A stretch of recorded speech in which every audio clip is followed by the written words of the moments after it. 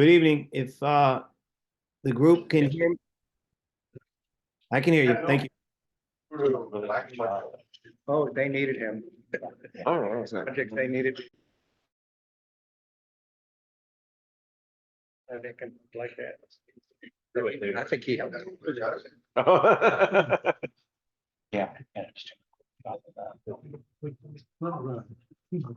Or my first meeting wasn't it? Kind of knows the ropes.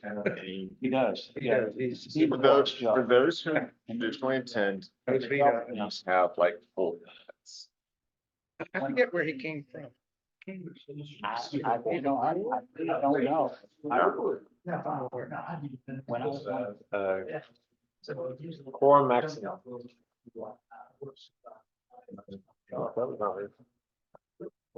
Okay, I'm all set. Not, I had, How are you this evening? Fine, thank you. How you doing? so I got home, Soon. I put. First meeting here. Huh? This is my first meeting. Oh, okay, I joined in September, Oh, so I'm still a newbie. I'm still trying to figure out what's going on. Yeah. That's part of my problem. that's part of everybody's. Yeah, and you'll figure it out. Yep. Like, I don't get too excited. This is why I'm doing good. Gotta be honest. Who's got a new puppy? Oh, look at that. Isn't that adorable? I got. That is, it looks, what, She's a Australian Shepherd. When I just had introduction. you know, poodle's a really smart dog. And Still Australian Shepherd. yeah, What do you? yeah, so that was my next set. So that's gonna be a smart dog. No, she already is. I've had her 3 weeks and it's like, she's got everything figured out. Completely house trained. All right. I can get it. All right, I have 6:01, so I There we go. apologize for our being late, but let's get started. So I call the meeting to order. A roll call and determination of quorum. Hey, Nicholas Watnowski, Here. Tamara Banks, Ruby Brito, Joe Brito, Here. Justin Chanel, Rupert Farley, Here. Denise Flatley, Here. Robert Fogg. Yeah. Glenn Goldsmith, Here. welcome Glenn, Thank- Larry Gross, Yolanda Hipsky, Here, Michael Hoyt, David McLaughlin. Here. Kim Frog, James Powell, Matt Rupp, Rodney Thomas, Timothy Welsh. Here. Alan Watkins. Kevin Wilkinson, Here. Clinton Wells. Sure, we have quorum. Are you sure? Yeah. Just want to say welcome to the new members. Thanks for joining us. My name is Nicholas Watnowski. I'm the chair. Not for long though. And let's get moving because we got a big agenda today. So moving on to number 3, approval of the April 10, 2024 agenda. I believe we may have a motion to amend. That'll come from me, I guess. Yeah, pertaining to what you see down the agenda as 7I. Regarding the comments and questions submitted, there actually was a kind of a late entry presentation that was added that I would like to be able to involve everybody. So We can involve the presentation in lieu of what you see as BEI on for number 7. do I have a second on the motion? Second. All right, all in favor? All right, all in favor of adopting the agenda? Or do I have a motion on the agenda? Sorry, Rusty on my Roberts. I'll make a motion for the. Move to approve. Do I have a second to approve? Second, and all in favor? Aye. Aye, all right. Item number 4, approval of the minutes from last meeting. Motion, yeah, sorry. I have one correction. Okay, So Tim McLaughlin, somewhere in there was an approval or a second. It was not Tim McLaughlin from Spotsy, it was Kate McLaughlin. okay. What are you talking about, Tim?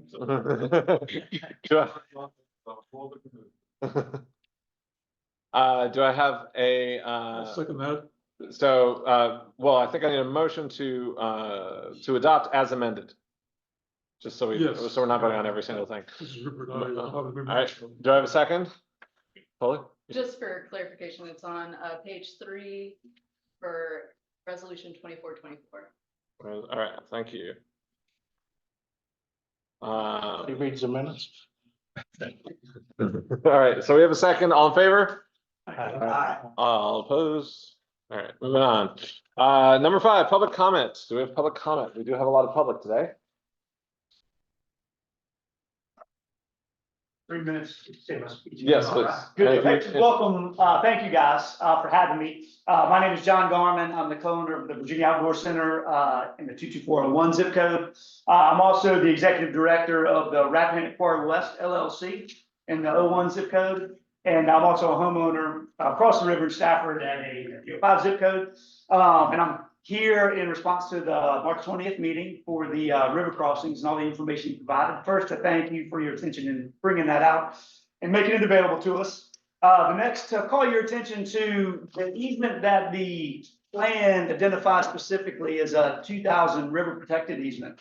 That it references where the city has about 4,200 acres in a protected conservation easement. And it acknowledged that the easement was there and that there are Virginia Outdoors Foundation, Federation Rep Foundation. Has to be referred to in any river crossing. And then also acknowledge that there's a separate easement area, but didn't call it out specifically. It's a 2002 easement. It predates actually the 2006 easement. It's much more specific. And it deliberately does not allow for a river crossing. It doesn't prohibit one. It just doesn't have language to allow for. I appreciate the difference. It does, and there are legal ways to make one happen. But I will say, being on the committee back in 02, it was a part of the plan not to allow road crossings. But more specifically in that easement, it very discreetly on a map identifies 2 river crossings. Just as it would, as luck would have it, each river crossing lines up exactly with options 3 and 4. So in the 2 river access areas for paddle sports are right underneath the bridges that were proposed. Funny, as you move west, it's option number 5 goes right over the only recreational climbing area in the region. So where all the top rope climbers have climbed since the 80s, another corridor goes right over that. And then the other option, option 2 on the map, takes the Fredericksburg Rock Quarry that we know is already abutted by 95, and then it nicely wraps it around by a bunch more roads and traffic on the other side. Completely surrounds now the quarry with roads. So as an outdoor recreational user of the region, of this very unique region, you can see how it almost looks deliberate that the 4 alternatives to bridges are right over key pieces to the outdoor recreation in the region, both proposed and existing. So I'd ask you to look very closely at that 2002 easement, at its language and at its intent. And then I would ask you, as you look at the report, to acknowledge that the report is looking to help get traffic from major destinations, each being just west of 95 on the north and south. And that's specifically what the 95 project that we spent $132 million on. It was designed to provide local traffic with an additional route to travel between Route 3 and 17. So $132 million to get done what the FAMPO, with the BMI study, does as well. So as a river enthusiast, I would call awareness to you to this unique area that we have of a river corridor, uninterrupted by roads or traffic, that we can keep, and we can keep our area's identity if we do that. And I would encourage you guys, as our regional board that addresses these matters, consider an alternative to a bridge across the river. Okay. Thanks, you guys. Thanks for being the experts. Have a good evening. Thanks. You too. Anyone else from the public wish to speak? Sorry? Okay. All right, then moving on to item number 6, VDOT and transit report problem.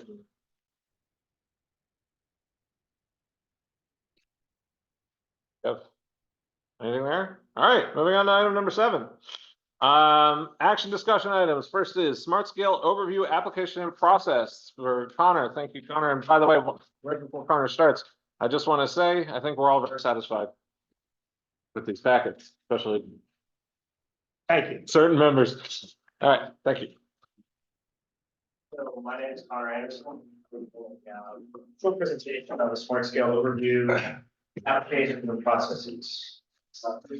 So Virginia's smart scale process includes 5 overarching steps. starting with eligibility, then project application, screening, scoring, and then programming. So FAMPO gets 5 pre-applications, which were submitted last week.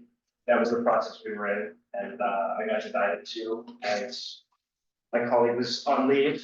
My first at that process, very interesting. And then one will be dropped, and there will be 4 full applications. So FAMPO is an MPO, and GWRC is a planning district commission, right? Each are allowed 5 pre-applications and 4 full applications. After that process, state agencies such as VDOT and OIP will screen and score the projects. And after that, the CTAC approves and prioritizes the projects. Next slide, please. So FAMPO is only eligible for HPP funding. That's high priority projects. These funds compete with projects from across the Commonwealth. So our projects essentially compete with projects anywhere in Virginia. Whereas if your locality applied for a project, they compete with other projects from the same construction district. And only certain projects are eligible for HPP funding. There should have been something below this thing, but essentially you can only apply for large regional significant projects. So essentially, as it says at the bottom, only large regional roadway ground projects. We'll see the list where it has new capacity highway, managed lanes, improved interchanges. It also needs to be on a corridor of statewide significance or on a regional network. Here's the schedule. We are in April of 2024. This is pre-screening, so we just submitted 3 applications for 10 projects. In July, there's going to be refinements done. 15 required documents are due. So there's about a 5-month period until there's an application submission, which you'll see is August 1st. And then between August and December, there's screening and scoring. Smart scale scores and base funding scenarios are in January. So as you can see, it's a long process. It takes 2 years. We are in category B, the weighting typology. You see we're lumped in with Richmond, Charlottesville, Roanoke, Northern Virginia and Hampton roads are in category A. And then there are 2 more categories. This essentially, as you'll see on the next slide, this just matters for how the project is scored, the rating that matters for it. So category B is us. Safety accounts for 20% of our score. Congestion mitigation is 25%. Accessibility is 25%. Land use is a multiplier, which we'll speak about after. And then economic development is 20, and environmental quality is 10. You can see how it differs. So category D will be more rural areas. Safety is a big talking point there. And for us, we're kind of in the middle. So factor measures that they use to score are things like access to jobs, air quality, travel time, reliability, hours of delay, etc. This is just kind of getting into this. And then the land use multiplier, which used to be a factor where it was just the raw score, is now added on after the project is scored using the 5 other factors. It was its own factor in previous rounds. I mean, it had a greater effect on smaller projects, but now it's going to have a smaller effect on project scoring, which could negatively affect our region. Next slide, please. So round 6, here's the projects that we have submitted for the pre-applications. 2 of these will be dropped, leaving us with 8 full applications. That's 4 for FAMPO, 4 for the George Washington Region. We have the US 1 and Route 3 downtown connector, Butler Road widening, Warrenton Road widening, Enon Centerport connector, exit 136 interchange modification, the Route 3 improvements, Route 208 pipeline improvements, 208 levels intersection improvement, Massaponax and Route 1 intersection improvement, and then I-95 southbound 4 lane improvements. They're pricey projects, but that's because they need to be large and regional for HPP. So the next steps, convert full application submission begins. During the policy meeting or resolution of support for the applications. July 15th, UDOT will affirm all the supporting documents be required. And then full application deadline is August 1st. So seeing your packets, you have project sketches for all 10 of the projects. It should be in order based on the number. Then we'll expand the project. And any questions? Public hearings will be held on all the projects? Yeah, so currently there's still progress and things change. So when you see in your packet, it's not final, so projects have been decided between localities and PDOTs. And if you go back to the slide for the schedule, please. There is a time for public participation. And the public participation is done through the Commonwealth Transportation Board, correct? Yes. So not through FAMPO. Through CTAC. So actually on the first slide. Then. So the CTV is the only place for public comment on these? This is where it is, yes. But we, So, well, there's An asterisk, but There's also a public hearing that's held by VDOT for construction implementation. I want to speak by them, that frankly it's too late. I know that. But we can That endorse, project, right? we can endorse it starting starting but it's rare, right? you'll see that. it That's my says- personal opinion, not the official. That's like my one. On the fifth and final box, the arrows, it says CPD approval after public review. So that is the official public comment. CTAC can endorse specific options as part of the process, right? I mean, it's their choice whether to listen to us, but For a specific answer to that question, I'm not totally sure. okay. Terry's been very involved with Swartsville and with kind of better understanding of that. CTAC can, but in the our prior August meeting, I recommended that you reach out to your jurisdictions, elected officials and staff, because that is kind of the direction that the comments kind of need to go, because staff here have a relatively a minimal role as far as the specifics of the project. Except for which 5 projects are coming on. You had a question. Well, that's what I was asking Yeah. is can we say like, hey, we really like these options? Show what you know.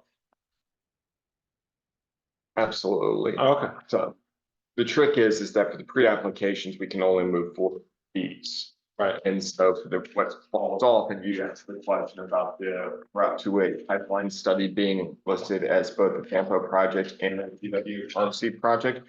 This is where the kind of FAMPO's role is, as far as managing and massaging either duplicate ones, corresponding ones with your jurisdictions. Each jurisdiction also gets 5 applications, as well as Fred applications. And so that our area, our FAMPO's role is basically a quasi coordinator / conduit for the process, rather than driving specific projects or project specifics. Yeah, So- project specifics have to be discussed with the PDOT, locality, and then, you know. And you'll have other results. Now, these are all scored at this point, right? No, No. Well, but you guys have estimates of, like FAMPO has estimates of this, right? No.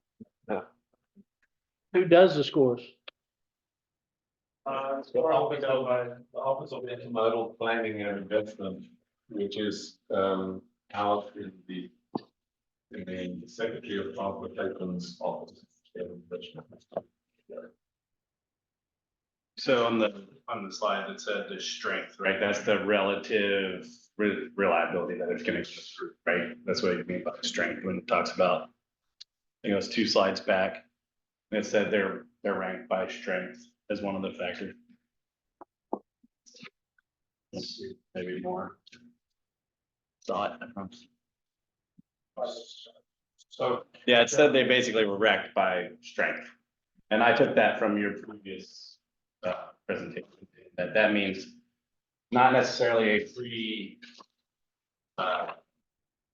scoring, but some estimation of their likelihood or to be competitive for approval amongst the other competing regions.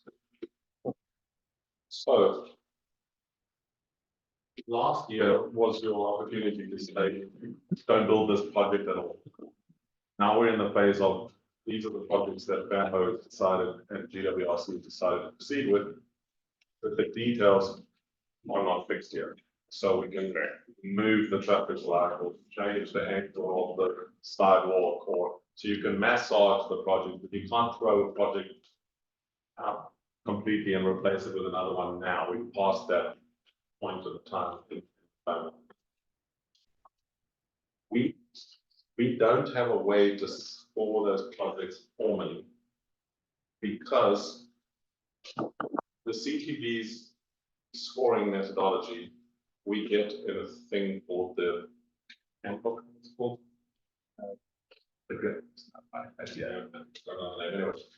handbook they give us, which lays out all the criteria for how the projects will be scored. The trouble is, we can't watch them doing the scoring. So we have no idea how they will apply those rules. We know what the rules are, but we don't know if the project's going to get a 79 or that one an 85. We don't have that level of detail to be able to do that score. So what we have to try to do is, based on the information we have to try and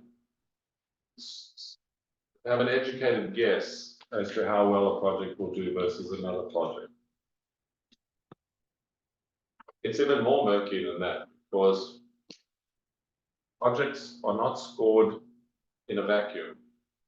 They're scored relative to the next project on the list, right? So you don't know how well it's going to score until you know how good all the other applications are. That's the problem. So you throw your projects into this pot, they all go into a dark room and they give it a score. And the first we hear about it is a list that gets published by the CTB as the draft scores. And then there's some massaging, they think a project's been unfairly treated and all that sort of jazz, but basically those scores stand. And it's doubly difficult for us this year because the CTB changed, the Commonwealth Transportation Board is the CTB, they changed some of the rules of the game this year. So they gave us the handbook. We use the handbook it's called the technical guide. We use the technical guide to line up our projects with the requirements, but after that it becomes a guessing game. So we have to kind of guess how well our projects are going to do. And it's going to be harder this year because they've changed the rules. You never know how the rules are going to be applied until 10 minutes after they've applied them. You know that old saying, experience is the thing you get just after you needed it. That's where we are with this. Thank you. But I remember there being something about two projects are getting dropped. Yes. Do we not have a voice in what we would? Yes. Okay. Yes. That's Every what I year, was thinking. every pre-application, as Connor just said, we have 5 and 5. 5 for FAMPO, 5 for GWRC. By the time we get to the final submission at the end of July, we have to remove 2. So that's where the guessing game starts. We as an institution have to decide which one is likely to perform really badly, and let's take it off the list because it's not going to get funded anyway. But it's a bit of a guess. So if you want to roll the dice and help us with a guessing game, go right ahead. If you think one of them is really terrible, that would be the time we can remove 2. Is the percentage of federal money on these ones that we're turning in same for all of them, regardless of where they were at? Yes. The very same. Even the I-95 down to 126. Yes. Even though it's interstate, you get the same amount there as you get for the Route 1 and Route 3. You don't get the same amount of dollars. It's the same You get the percentage. same percentage. However, because of the way that Virginia handles smart scale is a Virginia process. It's got nothing to do with the rest of the country. Virginia smart scale process all the match the state provides for us. So it's the only system that I know of in Virginia where you can get 100% of the money for your project if it scores well. All the other grants, you have to put in local match. This is the only one where you don't put in not a dime. Your project costs 150 million and it scores well, where is it? You get 150 million. But it scores better. I can't find That's the trick. The trick is to win the score. It's usually better to put some local match in because then there's a cost benefit analysis. And the cost benefit analysis is done on the basis of comparing how much you're asking for. This is the one. Versus what the benefit is. So if you ask for a bit less because you put in some money, cost benefit analysis swings in your favor. Oh, good. So if you don't put in a dime, That's Moisture Road. you're gonna struggle. OIP did do analysis on it, that if you're asking for, say, a $30 million project, so a big project in their eyes, if you don't put in any match, you have about a 3% chance of getting that. If you put in match, and I forget the exact percentage amount, but it jumps up to 18%. So that's a 6-fold increase right there without looking at any other metrics. So at the district level, a lot of the ones that the jurisdictions apply for, because they're competing against other areas in the district, local match matters less. When you're in the high priority programs, it matters a bit more. It's not a complete determinant, but it definitely doesn't hurt.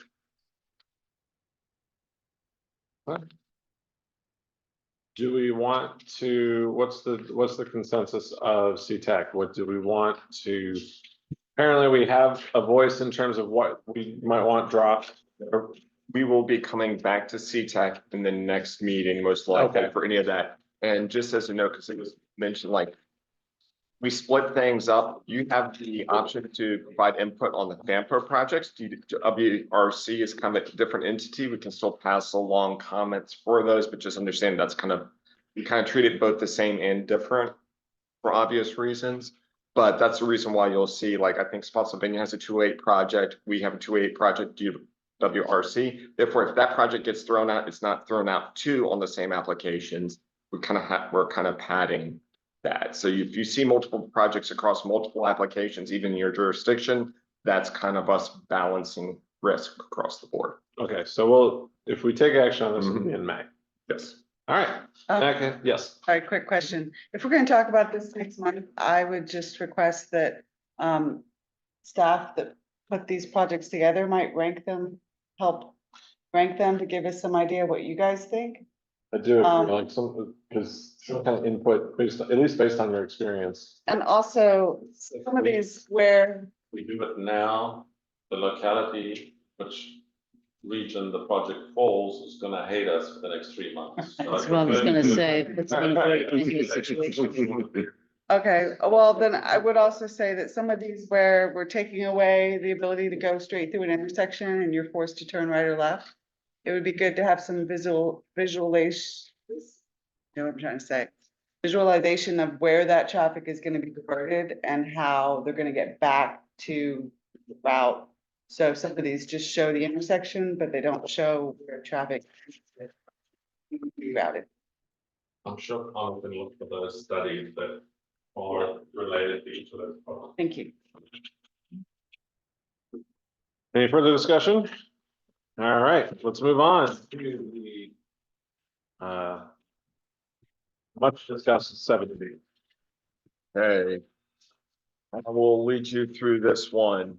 For you on the screen are most of the posters that were presented at the March 20th River Crossing meeting. It was first presented to the policy committee just 2 days prior. And this is the information that Michael Baker has thus far shared with us as far as the progress on the alternative study. Next thing. Just a little background. FAMPO has been working on a process at different points. We're working towards NEPA certification. So often what this effort is called is a planning environmental linkages study. And so that allows us to do some of the study level things that can kind of get pulled into the NEPA process. So it's not a duplicated effort. And the outcome is that we're hoping that our study will evaluate several alternatives and be able to better inform the process over the purpose and need of the river crossing. So again, PEL is a federal term. It's basically there that it's designed so that the work that we do now, as far as the public involvement, the environmental analysis, some of the traffic studies, that the federal highway will basically be willing, if VDOT chooses to pull that information forward, can kind of use that to inform the NEPA process. So that's where we are, and it's very useful for us as an NPO to use the language PEL because it allows us to tell the consultants to meet this federal highway standard.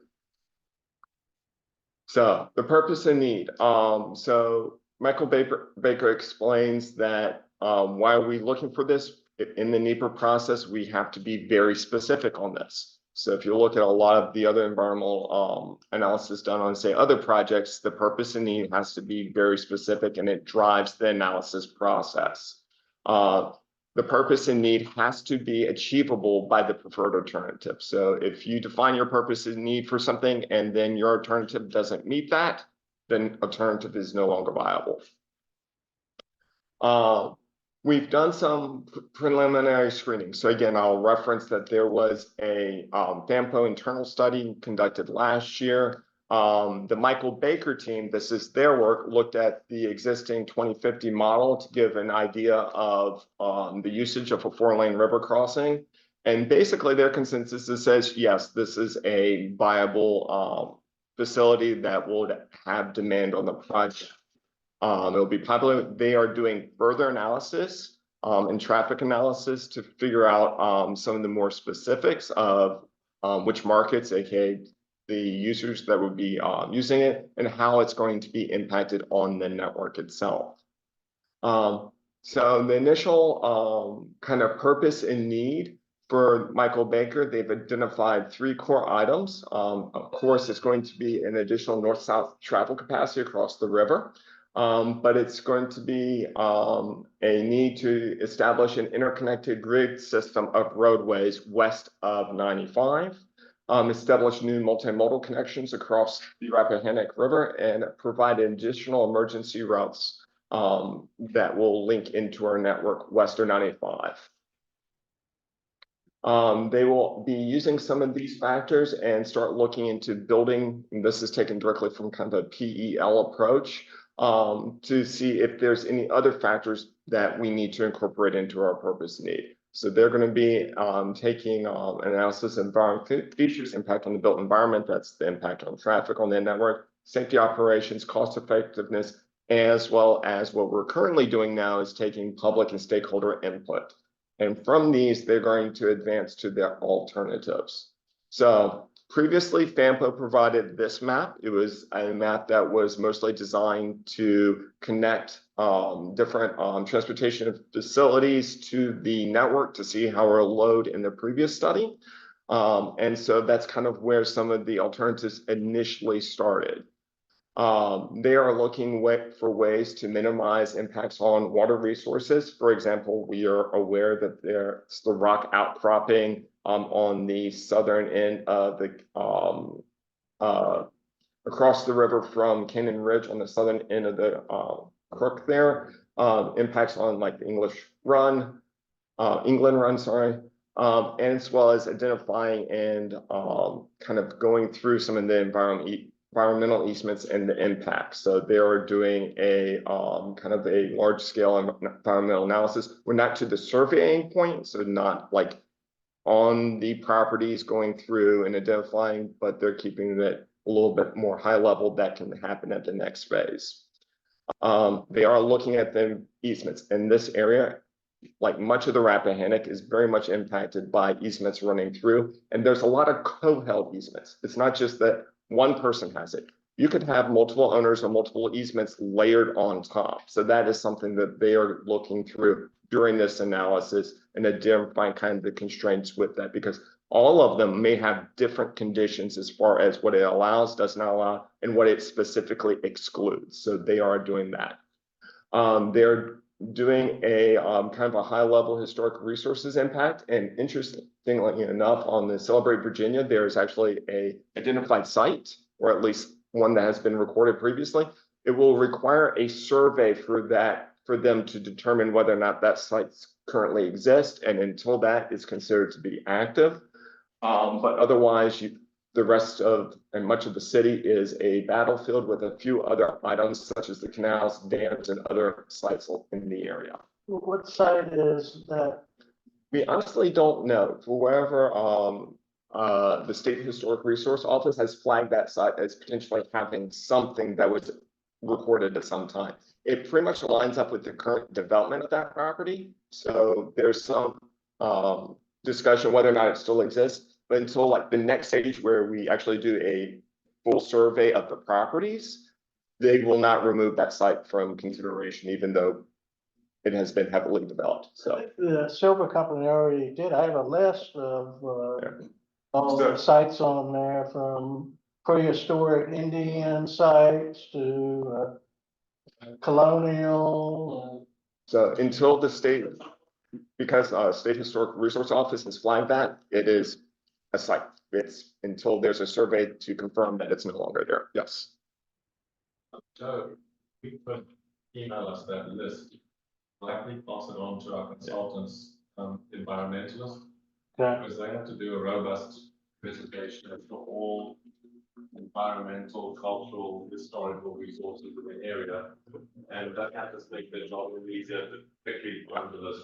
They've got it already, but they might have missed one. So if you give us that list, we'll Because add it. Stafford County does have it, the rezoning application that was submitted, so. It's there. You just point us to it and we'll send it to the consultant. Add it to it. Okay. Thanks, Ian.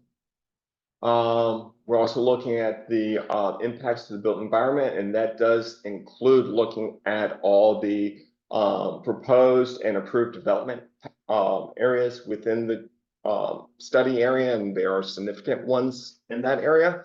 They're trying to minimize impacts to existing residential and commercial developments, as well as connect infrastructure where available. So that is something that the consultants are made aware of. It's something that we kind of constantly bug our jurisdiction staff to make sure that they update us to new events. So that's something that our consultants are aware of and proceeding with their alternative analysis.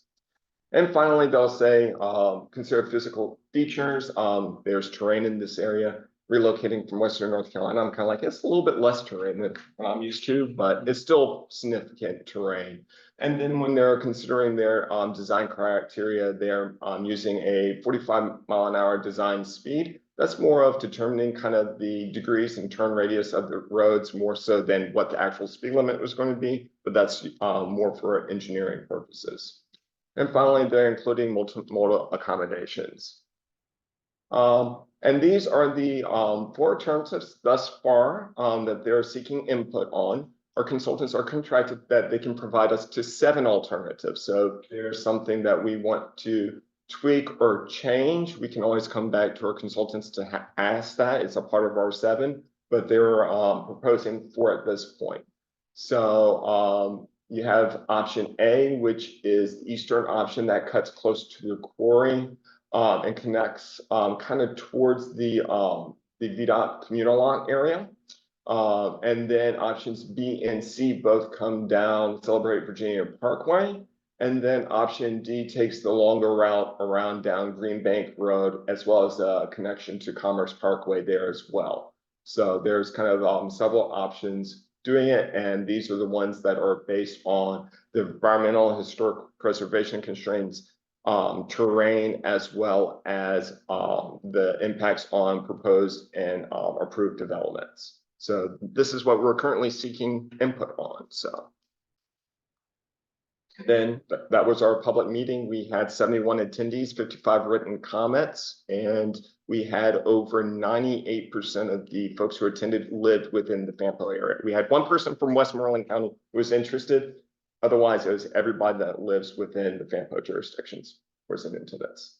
So have the public comments been kind of measured yet and read? And staff has been kind of reviewing kind of the stats behind it, but right now we're not releasing it because it's currently an open public comment period. So April 19th is the final date and time. So after that date, we're going to close public comment for this point. We're going to open up another public comment later in the fall once they have developed their alternatives. But basically, we're receiving feedback from folks right now. Do Yes. the individual county transportation committees have recommendations on how they feel about this or not? I am not aware if any of the jurisdictional committees have taken action to this. They've provided input, but they haven't given opinions. Yeah, we have not received letters of anything from any of the jurisdictions specific to these.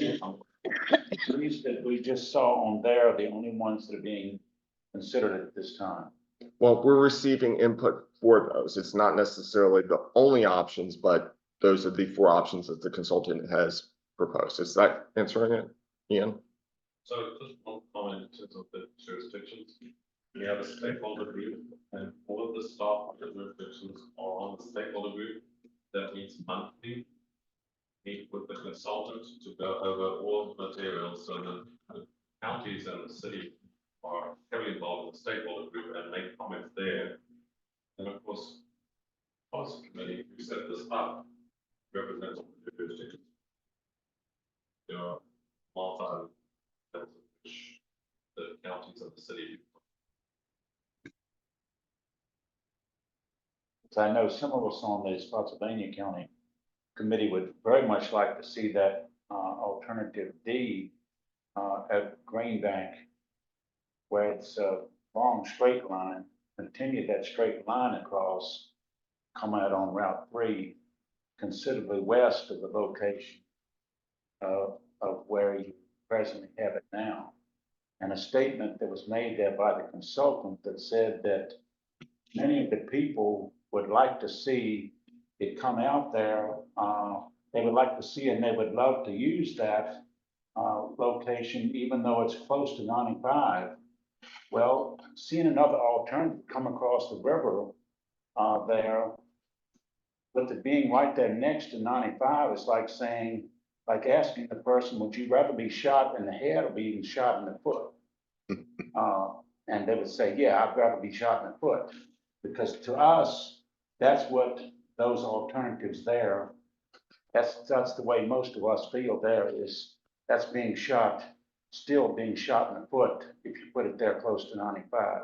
We just finished 132 million on the southbound, and now we're gonna think about putting another one right there next to it.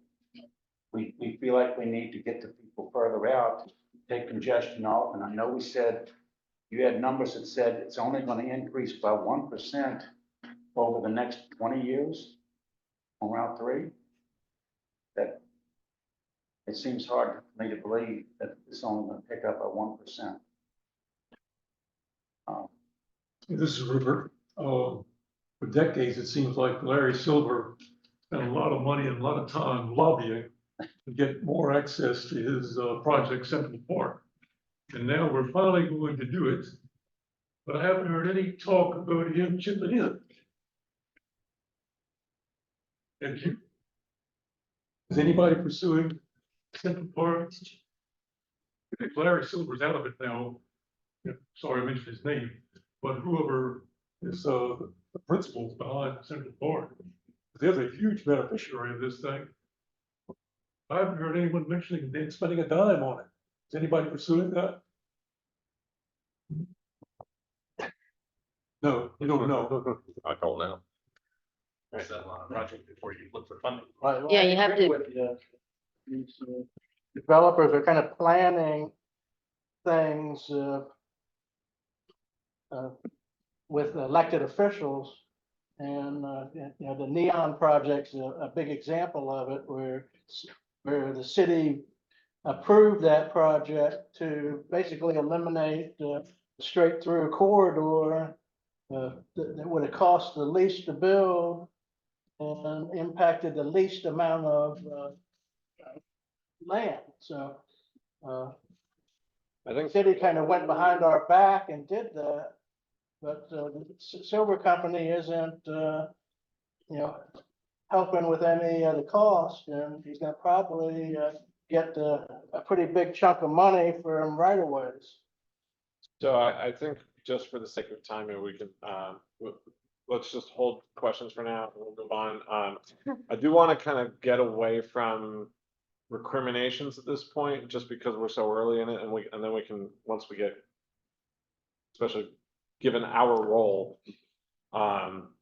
Could I say one more thing? Yes. And I gotta say that it was Spotsylvania's fault, their own fault to start with. Mhm. That back years ago, Stafford and FAMPO and everybody agreed on a good point out coming across to Route 3 West and Spotsylvania campus. Yeah. They had gone through, but we wouldn't be having all this talk right now. So Yeah, I just want to move on because we do have a lot today. So again, the survey is currently active. If y'all have not taken the survey, please do. And if you know people who have not taken the survey, please let them know to take the survey. So we're definitely feeding back the comments to the consultants, and they have been pouring through them. So that's the good thing. And yes, that loops us back. I'll put the 4 options back up. So the action item on the agenda tonight is that because we're currently in public comment, if CTAC, because we're a public entity, wants to make a unified comment, this is your opportunity to do so to the consultants. So you're done with your? Yes, we are done. Al, do you want to give your presentation and then we'll continue? Yeah, I think that would be. Do yours now? Okay. So Al has a presentation and then we'll have the conversation that I interrupted.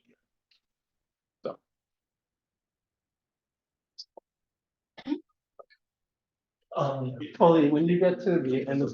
This is where I earned my paycheck. You get to the end of the slide, could you just pause and say, I'll say something. This is accurate. There's more than you want to know.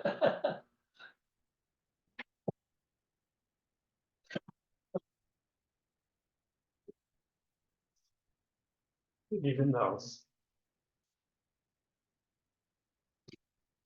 Some of this is chronological, and it also ties in with, and fully be aware of most of it.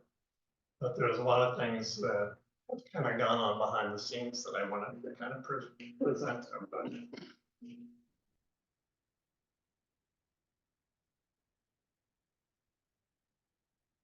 Maybe there's not on a white background so I can read it. Okay, September 23 PC meeting resolution 24-06A called for river crossing alternative studies to take place. Staff and Fredericksburg support the study. Representatives from Spotsylvania voted in opposition. October 23 meeting PC resolution 2409 called for contracting an independent consultant to perform the initial river crossing alternative study at the cost of $625,844. Both Stafford and Fredericksburg supported the hiring. Spotsylvania representatives opposed hiring the consultant. And yeah, and then it lists the voting members up for Stafford, City of Spotsy. Good. I can read it out loud if you would prefer to. That's a roundabout way of getting there. Yeah. In the beginning, That's there are good. 4 Because white western on black, I can read options that. modeled as future lots for a new bridge across the Rappahannock River, intent upon lessening severe traffic and congestion that our entire region experiences. Option A extends from Commerce Parkway, travels closest to 95 and crosses the river and connects to the uppermost portion of Gordon Shelton Boulevard. Yes. What's your definition in the beginning? Because in the late 90s, there was a whole bunch of. I'm reading the slides. Yeah, Just to say, Al made the visual visual. here. After Genesis. Oh, okay. Oh, but he's reading, okay. I have 1994 maps in my office if you really want to check. So right after the Big Bang, there were 4 major. It all started in a hot, dense state. Okay, thank you, okay. You thought congestion was bad, we knew it. So highlighting option A.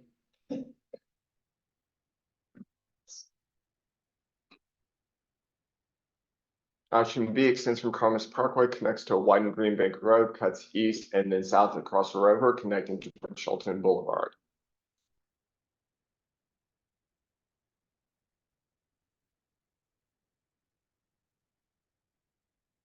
Actually, option B also connected down Celebrate Virginia Parkway, just for clarification there. Option C utilizes existing Celebrate Virginia Parkway, extends southward towards the river and connects to the midpoint of Gordon Shelton Boulevard as well.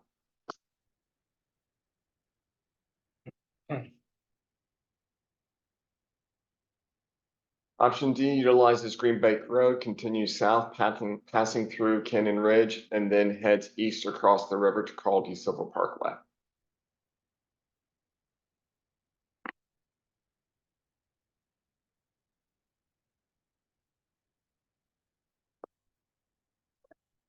Implement something that something that prevents or interferes with a process, power, or right. Soon after the beginning to accumulate the data and other information the consultant would require to create potential pathways for a bridge and parkway, came to light that there were several planned developments in the locations that conflict with the original 4 options.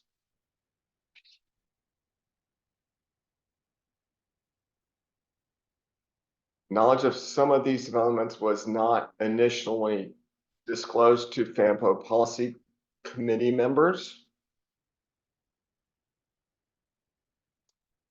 January 24 PC meeting, the city of Fredericksburg disclosed they had previously approved the Silver Company's neon development project.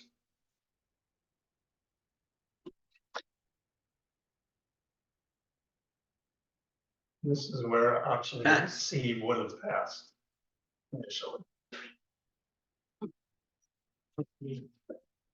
What's the, yeah, project?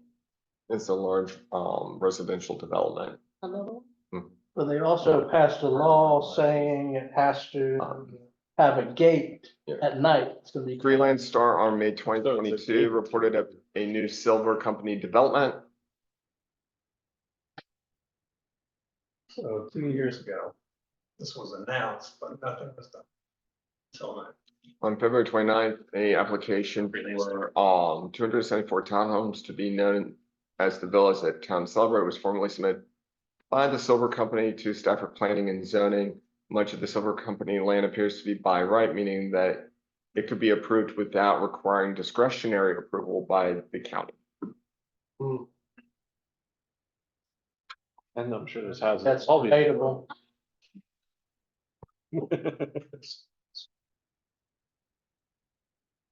Option D, by being the furthest west, uses Green Bank Road and traversing Cannon Ridge, avoided all no planned developments. There's where it was. On January 19, 2024, an application to amend existing proffers on 482 acres south of Celebrate Virginia Parkway was submitted by the Silver Company to Stafford Planning and Zoning. Much of the Silver Company's lands appear to be by right, meaning that this amendment, which aims to add several varieties of additional housing, could be approved without requiring discretionary approval by the county. There's the new path instead of the old path. But if they're going to amend their first, it's new business. The reason. For several years, Belmont Park LLC has proposed several incarnations of a industrial park on 132 acres near Warrenton Road. On January 24th, 2024, the Stafford Planning Zone finally approved rezoning for a proposal for over 1 million square feet of warehouse, distribution center, and flex space.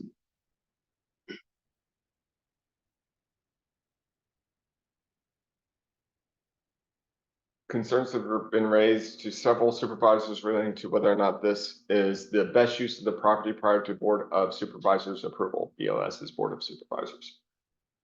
So whether it was the old or the new option A passes through that territory.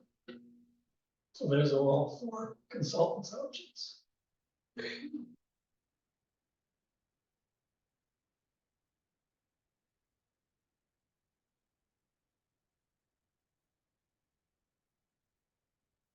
Consultant A passes through Belmont Park, splitting it into 2 sections. Consultant option B passes through the Villas, Celebrate Now, avoids the Silver Neon project.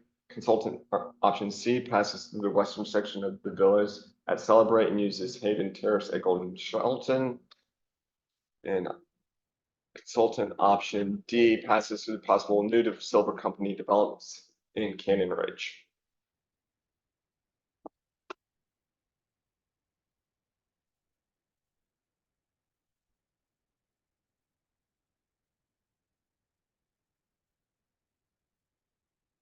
This is exactly what we saw in the presentation that Dr. Ryder just showed before.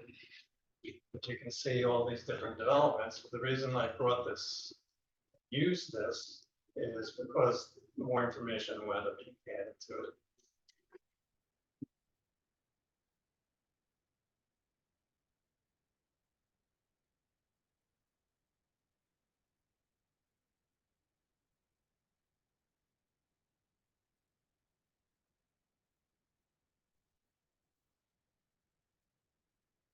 Additional areas of approved and proposed developments are included in the consultant's presentation: Potomac Crest, Sheets,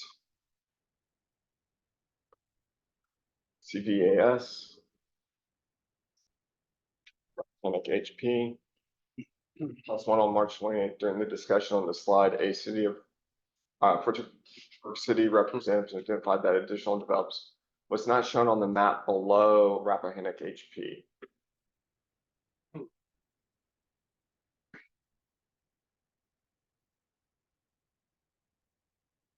One of the things that no one's talked about is at the very top.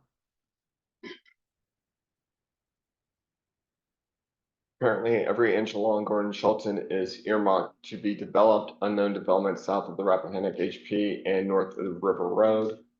Wild Riverfront Park Quarry area, 1/2 in the area 1-2 of the Fredericksburg Comprehensive Plan. Question: what impact will development existing and plan have on determining the paths of possible bridge and parkway? Question: are these little roadblocks? Or even metaphorical ones. Here's the easements that we saw. I'd be interested to find out what the 2000 easement that predated the 2006 ones that Mr. Gorman from the Virginia Outdoor Foundation spoke about. Definitely need to get that information as well.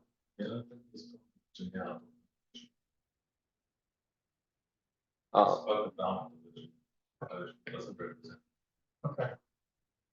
Many conservation easements displayed in the light brown are in places both north and south of the Rappahannock. Each bridge and parkway route will encounter some form of an easement except option A. Additionally, because the large cost of the project yet to be determined, it would seem to indicate that having a local RTA capital putting some matching funds would be able to assist in acquiring the necessary funding. Yet predominantly because of raising taxes, not all jurisdictions in the region, despite benefiting from the project, indicate a willingness to participate. Musings. A period of reflection or thought.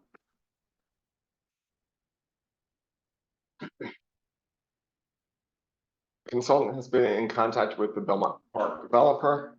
Comments heard: the Belmont Park plan may be being amended. Unknown at this point, but if so, how amended? Is Belmont Park being amended to accommodate different uses, like the earlier plan that included a 350,000 square foot indoor athletic facility? Or is it to accommodate a 4-lane parkway such as the new consultant's depiction of option A, or something else entirely?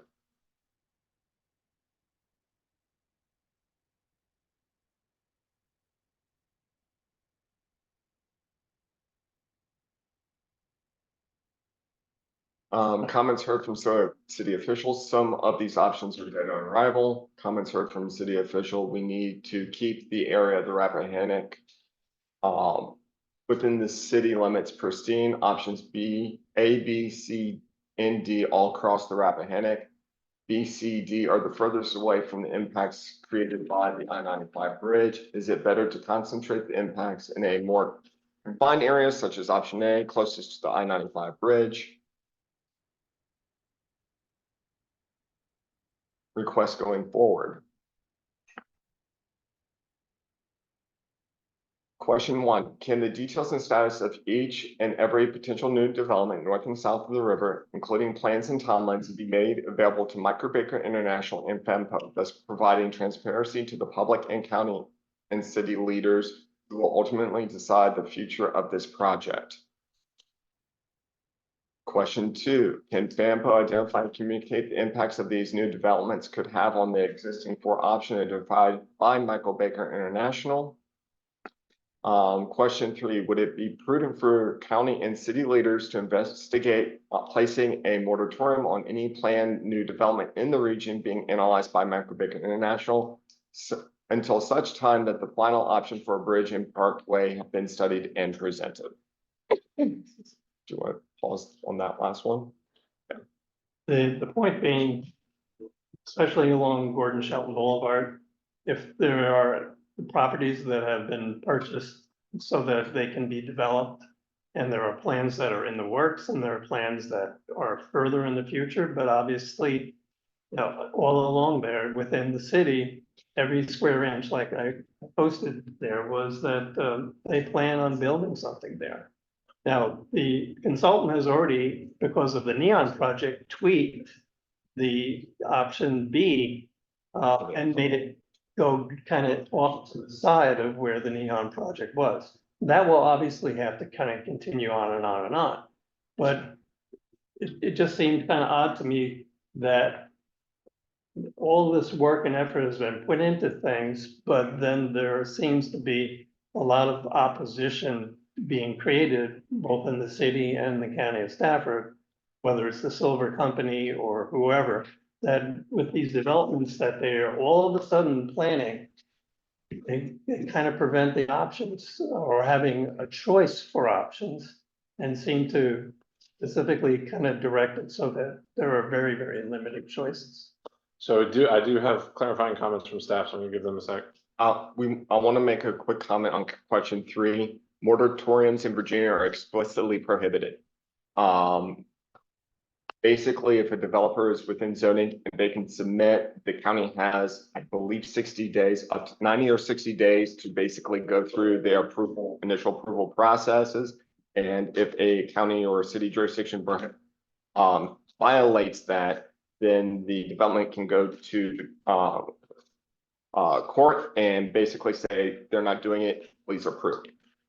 So I just want to be clear, and I understand, because this does happen in other states, but in Virginia, there's a very long judicial history of that this is prohibited. Very rare cases where you've had environmental disasters, do they kind of grant a little bit of a flexibility, mostly because they might not have the, you know, building inspectors or expertise to do it. But generally speaking, that is not something that's permitted in Virginia. So for most of the projects that have been presented for the developers, timelines haven't really been established. Or whether, as far as I'm aware, because again, this is a lot of information that, you know, our committee here, being the public entity for FAMPO, you ultimately have to make some sort of a kind of a recommendation or endorse something. And I specifically know that the policy committee is probably less aware of what's going on than even we are. So they need to be able to understand and everything that is going on and try to talk, because at the January 24th policy committee meeting, there was a little bit of dissension, I guess you could say, because of the fact that the Neon project hadn't been known to any of the other PC members. And that kind of thing seems to be ongoing here. And I just want them to be aware, and I want us to be aware. And obviously the TAC committee needs to be very aware. And then of course, the consultant.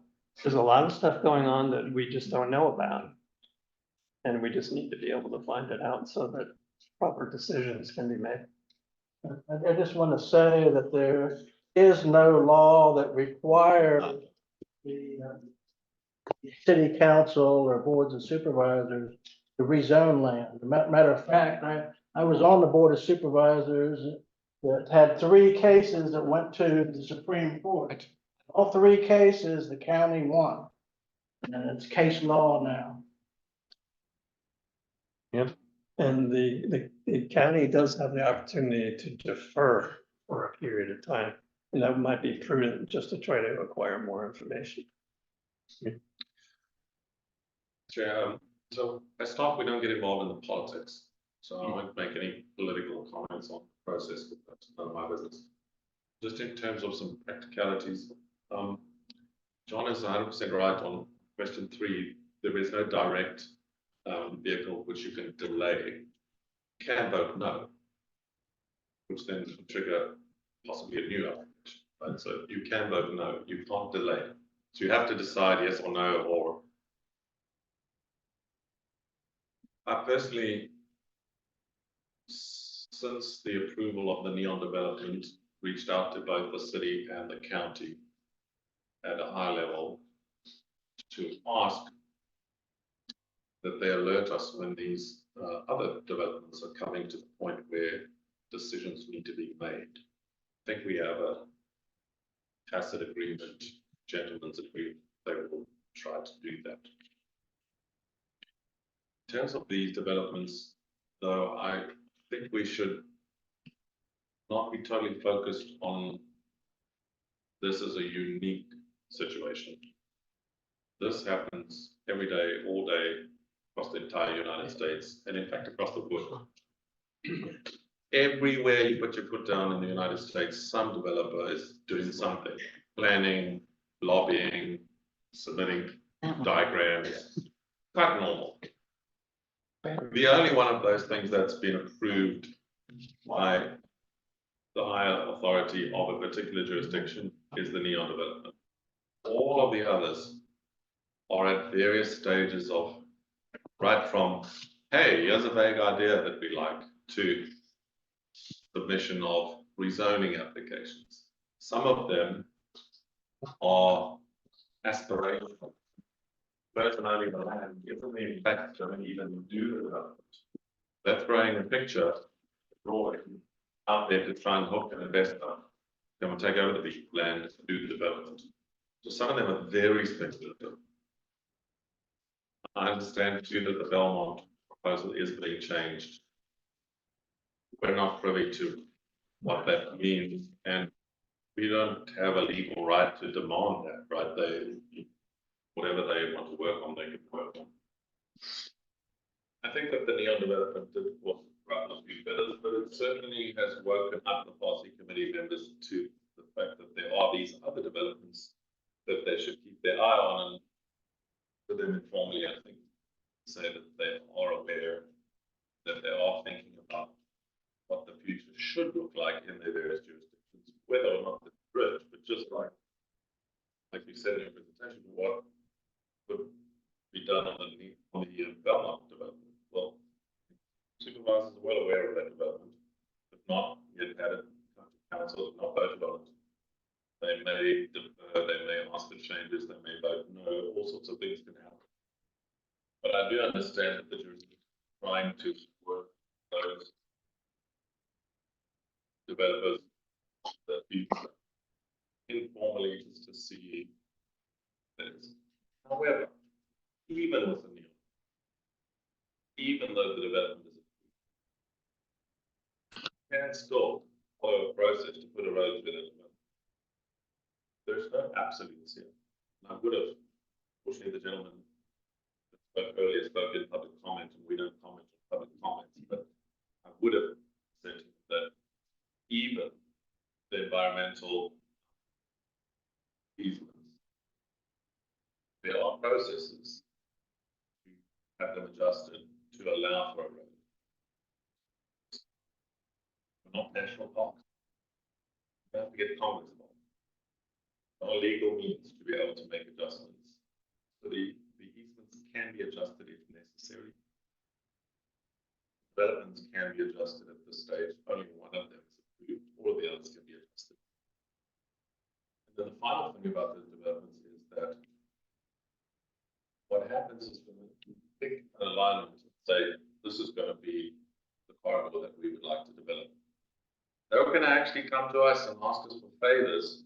Hey, can you give us a gate entrance into our lovely property? Because now we're gonna make money out of the fact that the road's built. In fact, it's gonna be the other way after you get over that hump. Leading up to the hump, they're gonna showcase their developments. Oh, we're gonna do this, we're gonna do that, to try and get you to not do something they don't want. The minute you pick the corridor, they're gonna go the other way. They're gonna come knocking on our door and saying, hey, who's gonna be working on the final design of this? Can't you just give us access here? Can't you just, because they know it's gonna be. So this posturing is gonna go on, and I don't think you should be overly panicked about the posturing. It's gonna carry on happening for years to come. This study is gonna wrap up by December, maybe earlier, depends how fast the developer works. We're gonna be done by the end of this year. You're gonna know what the outcome of the study is, for the good or the bad, whether we like it or don't like it, whether I like it or don't like it, or whether you like it or don't like it, it's gonna be done. And the policy committee and the two jurisdictions then have to make a decision. Is there a corridor that's now been identified that we can accommodate and like and want to support or not? They don't like the outcome because the environmental study tells them stuff they don't think is going to give them good corridor option. They may decide to can the project.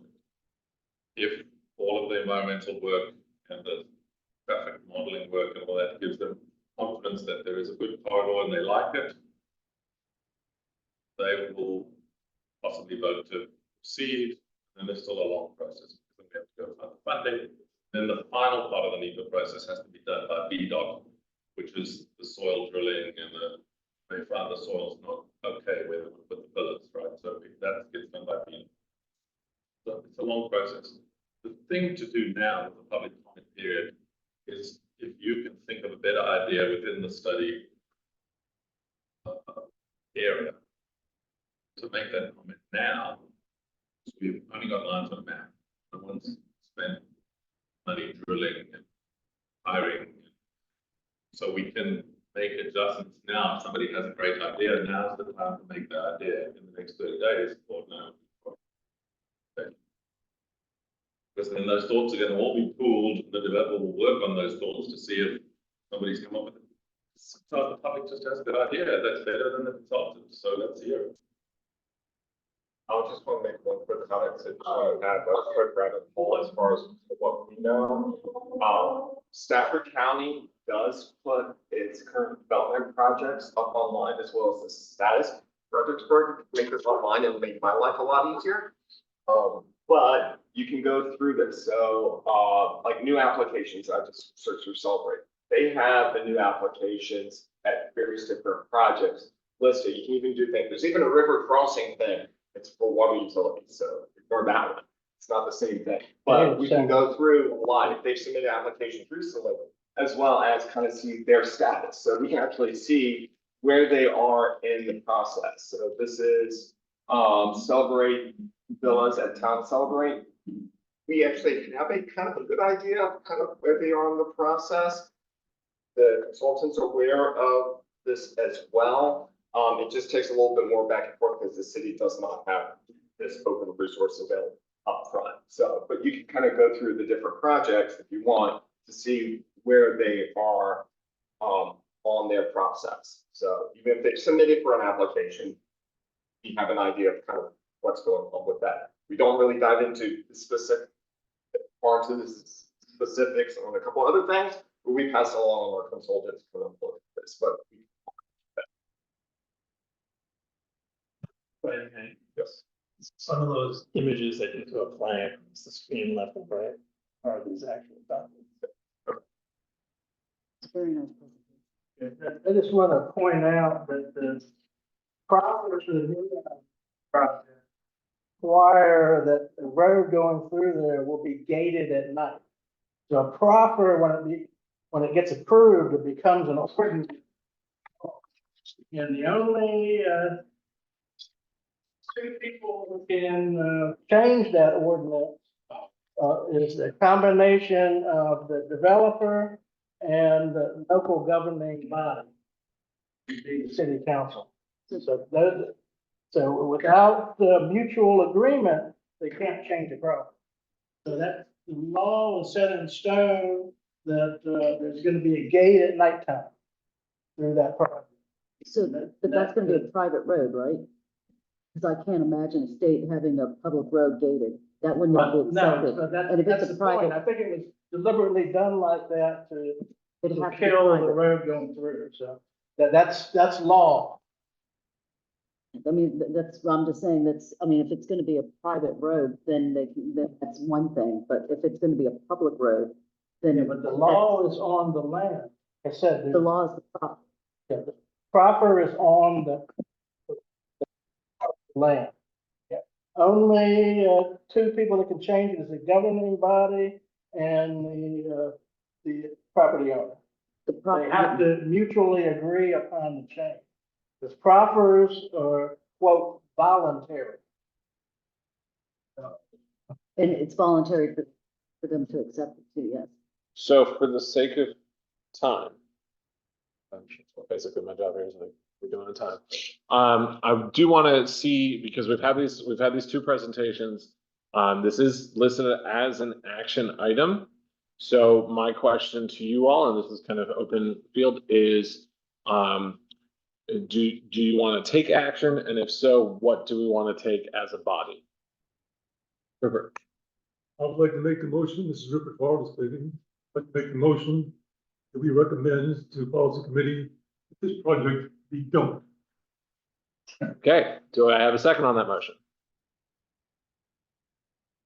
Okay, hearing no second, the motion fails. Do I have any other motions or just discussion? Yes. Discussion, I think, the big picture here is these developments are gonna be served by that bridge. The main goal of this bridge is to provide emergency services access across the bridge and to give better transportation flow on the western side of the city of Fredericksburg. If you look at those two things, saying we need the bridge for those two reasons, then it's just a matter of, they're all gonna impact the river because they all go across. So as much as I love the environment, I don't know that one site is gonna be worse than the other. So then when you look at traffic flow, I'm just gonna make an argument that I don't like option A. It's really close to 95. I think it serves mostly local traffic. And I think if you think about the growth of the area, most cities end up eventually with some kind of beltway. So actually, my preference would be to take the most westerly route and start bringing everything, and it's gonna serve those new developments. I mean, I can't imagine those developments going in and not having, it just proves the more of a need for that bridge there. Not as As a potential counter, all the other three westerly options all seem to dump into the same spot. And Congestion on Gordon Shelton's gonna be insane And at some so point. where, I think it's important to note, maybe for discussion here, where it crosses the river is not necessarily where the traffic impact is gonna be, because if you look at the original plan for A, it's out further and it's connected to, I don't know what the name of the road is, if you can bring the map back up. The original plan was to bring it off of one of those existing roads, so that could be a flyover, where it doesn't have any exits to that community portion right there as it's going, cutting in close to the bridge and then back across. My main question that I had, I guess, which impacts this conversation, what's the precedent between all these plans and the roadway? I guess at this point, they're not even plans, it's just potential things. I mean, it strikes me as odd that that Mr. Fogg has talked about how Spotsylvania, after their earlier recalcitrance, has then established There might still be some recalcitrance, but that's another matter. It's still, at least, and through him, has mentioned that they would like to see further west, even further west option, to your point. Well, Comes outside of Central Park. real quick, my question to staff is, speaking of this as an action item, would his suggestion be something we could present as an action, say, hey, consider this? Is that something we could? I'm sorry, Western option, for the Spotsylvania option. You can do anything. You can do anything you want. You're the citizen. Al, if you wanna recommend the Gondola. Throw $1 million. Hey, look, if we have a problem with going over the river, let's go under. Yeah. I've been a part of that process earlier. Public system almost every month that we build a light rail system. So, yeah, there's no limit. You can say whatever. And I don't have a problem with the light rail system. However, I would just say that the scope of the study took months to develop. Right. Was approved by the policy committee. The consultant is held to the scope of the study. Well, and what I'm They asking, have to deliver a product. So by all means, ask for things, but if you're going to ask for things that fall outside of the scope that they legally contracted to, that's a bigger question because you're going to go back and redo. So- renegotiate with the consultant if the policy committee agrees with you. And so it's a little more difficult. Well, So that's- it does limit the study area somewhat. Partly because the applicants who asked FAMPO to do this are the city staff. And so FAMPO designed a study to answer the request by those two jurisdictions. Pennsylvania did not ask for a study at the time, and Pennsylvania actually said, we're not going to send you a letter on our thing. Subsequent to that, they sent us a letter saying, actually, they sent me a letter. Not part of the right thing to do. They sent it to the chair of the policy. But anyway, they wrote a letter saying, we're against this study area. We want you to go and study further west, right? Right. But the policy committee voted to continue with this study and to fund this study. So if you want to study things much further west, you'd have to ask the policy committee to retract their decision, renegotiate with the consultant, and to go and study a different area. We have, as staff, suggested during the Regional Transportation Authority discussions that it would be wise for the Regional Transportation Authority to sponsor a study to study multiple river crossing options further west than this study area in the future. And so if we manage to get the Regional Transportation Authority approved, in fact, you can go on the website and check our proposal. We have suggested 3 different additional places where you could build a river crossing in the future. But that's up to the policy committee again to make those decisions. okay, Al, you had a hand, and then, I'm sorry, Yolanda. Yolanda. All right, first off, we still have we have a public comment period open until April 19th. I do not think it's appropriate for this committee to make a recommendation on any of this until we hear the comments from the public, whether we receive one, none, or, 100. That's the first thing, but I think a discussion is a good idea. And getting back to the point that you said, I have to agree with with Ian. Yeah. That's Ian. I have to agree with everything that Ian said. If it's a rezoning, it's a proffer. Yes, that is considered a law and ordinance, but there's a lot of wiggle room there. Because we do live in Virginia. Virginia is a Dillon rule state, and the county and the cities are actually creatures of the state. And that when the states have an ability, the VDOT will have the ability to come in and override the plans that they have, and then they will have to come in and redo their proffers.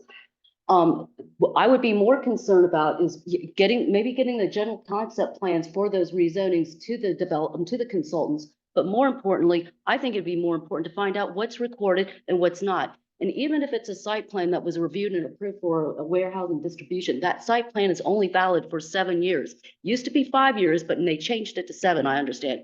And once it was, okay, you got 7 years, they got 7 years to get that plan finalized and get the ENS approved, get all their approvals and get a contract out there.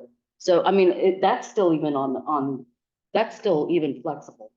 I mean, I've actually seen plans where they were approved for big boxes and then the highway was gonna go right through the middle of it and they had to go back and renegotiate. It happens all the time. So, I mean, that's all I have to say. I think that the only thing you can kind of talk about, rather than actually saying we like option A, B, C, D, or J, is to basically ask for complete transparency at this point. We need to know, and everyone needs to know as much about everything that is going on, whether it's development, whether or not it's updates, plans, and so forth. I mean, the option D You know, obviously, you know, I would look at that right away and say to myself, why doesn't that actually come off of the bottom of Celebrate Virginia also? And then you don't have to do any of the displacement of people who live along Green Bank Road when you widen it and everything else. I mean, we don't even want to get to that point, but we can make a recommendation as, you know, separate, that these kinds of things could be considered. Even with the villas project that the Silver Company has talked about, which is at the bottom of Celebrate Virginia Park, where you see option B and C. That was extended straight for around 600 feet. You actually take that project, which has two parts, and split it. And then you can do anything you want with B, C, or even D if you want. The transparency and getting a hold of as much information as possible. I think that's what we can kind of ask for at this point. All right, thank you for your patience. But to that point, I think, you know, and to your point, I think that I agree for my part that we should withhold any kind of formal recommendation as far as which option we like until the public comment period is closed. But I believe Ian mentioned it earlier that as we are representative of the public, it's our, you know, part of our process to also provide comment in that regard. So I think we can maybe have some small discussion either tonight or later about which of these we maybe, if we can rack and stack these and say which ones we think maybe are doable the way they are or with some modification, or I have a motion that I'll make at this moment that may change things, but to that point, we can start the process and then kind of better own our recommendation later. The motion I would like to make is that we move to recommend to the higher powers that they consider expanding the scope to include, now that Spotsylvania has expressed some interest indirectly, the potential pathway that they would like, and maybe to be funded, right? Maybe that scope change is funded in part by Spotsylvania now that they're interested in participating. Maybe that could be. So can we amend that? Because I will say, higher powers, we all have a different idea of what the higher powers are. So Proper. would be policy committee, Whoever right? is directly interacting with the consultant and in charge, whoever the contract consultant is. Would be policy committee, right?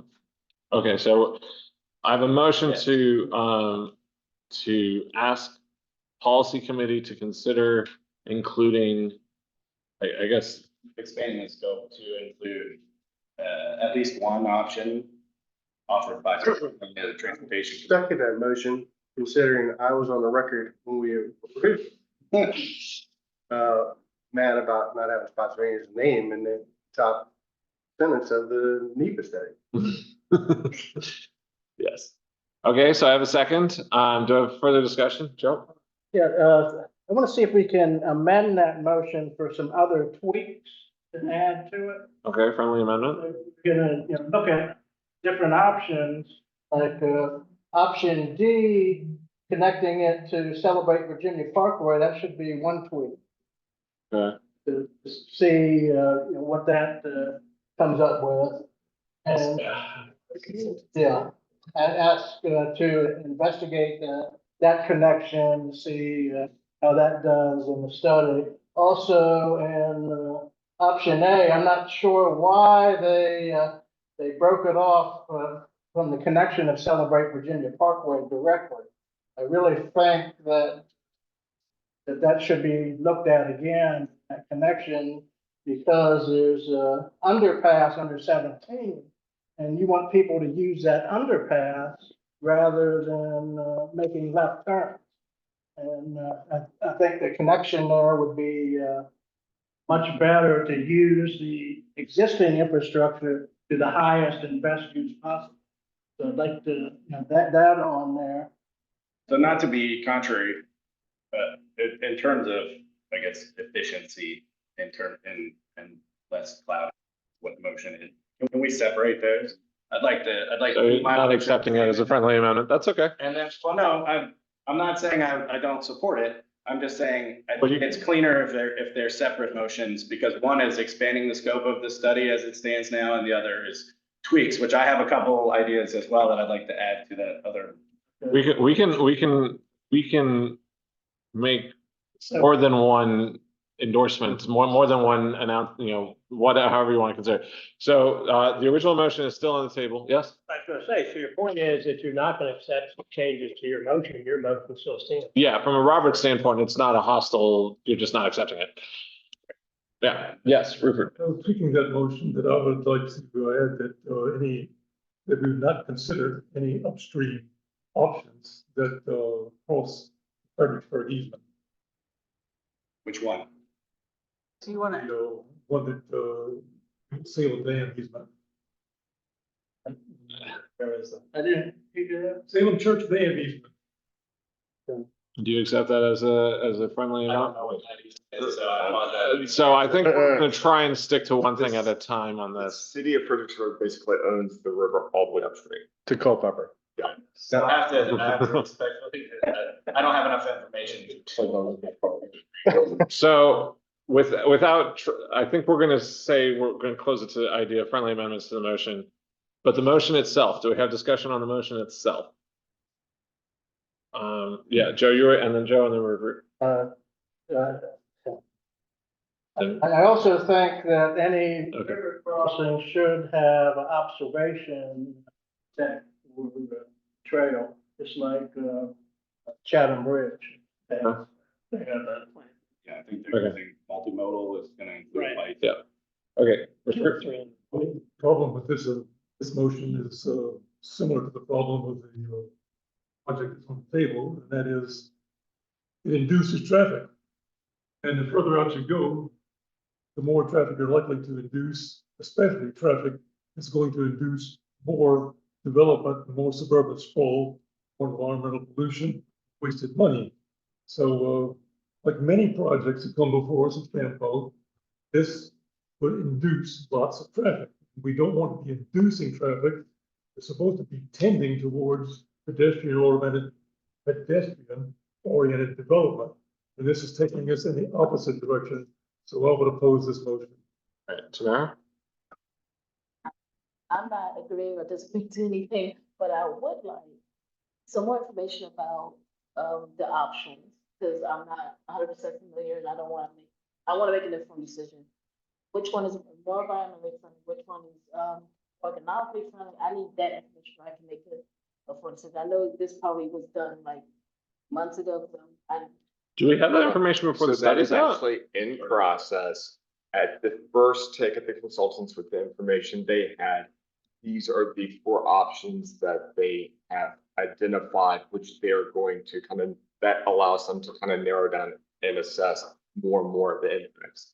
A couple of folks have mentioned like doing a weird connection with option C and D, like connecting over it. The consultants have looked at that, and that's the reason why option C exists, because it kind of minimizes some of those impacts versus if option D just solely coming down Green Bank, that's the better option if you're using Green Bank to access versus if you're using Celebrate Virginia. So option D and C are kind of included in this, and they viewed that option C has less of an impact at this point in the initial corridor analysis. So, yeah. All that was changed. Okay. I'm still no public. I need to know how this is really impacting, and there should be ways to find out information about. Yes. Also. So what I would like for me, so I can make an decision agreeing or disagree. But I'm not familiar with the area. I think I live in this area. Completely understand where you're coming from there. Like what, like you're saying, options. I have no idea what streets these are. I don't know areas. I don't know how much that's going to impact me as someone who lives in the area. I just would like some more information about that.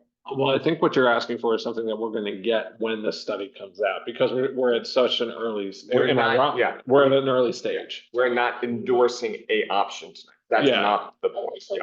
I guess my question is, how can we like make motions or anything like that? And I'm asking so I can, how can we make motions or anything that we still have all the information?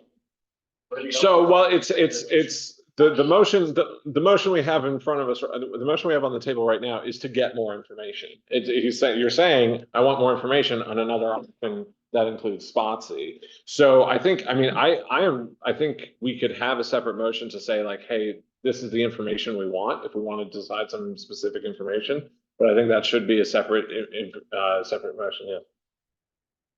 Stand the motion. Great. Motion. Stand study.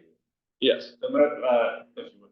Yeah. If I may, so just to restate for clarity, the motion is just to, I guess, from our perspective, just to recommend consideration of expanding the study, the scope, right? So there are other considerations that we don't have any part in.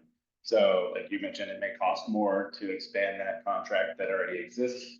Again, the potential avenue there might be that Spotsylvania kicks in to help pay for that because now their interests are involved, whereas before they were in opposition, right? And so that's more sausage making than motion. It's just to recommend that whoever's making whoever has the ability to make that decision, consider expanding the scope to include other options that are further west that Spotsylvania has already expressed some interest in agreeing to.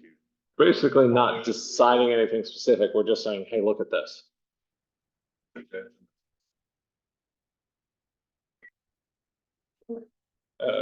To whatever is necessary. Yeah, I mean, it would. They can only just say no. Right, I mean, Yeah. I think, If you don't ask, the answer is always no. and it may be that the change in scope can happen without.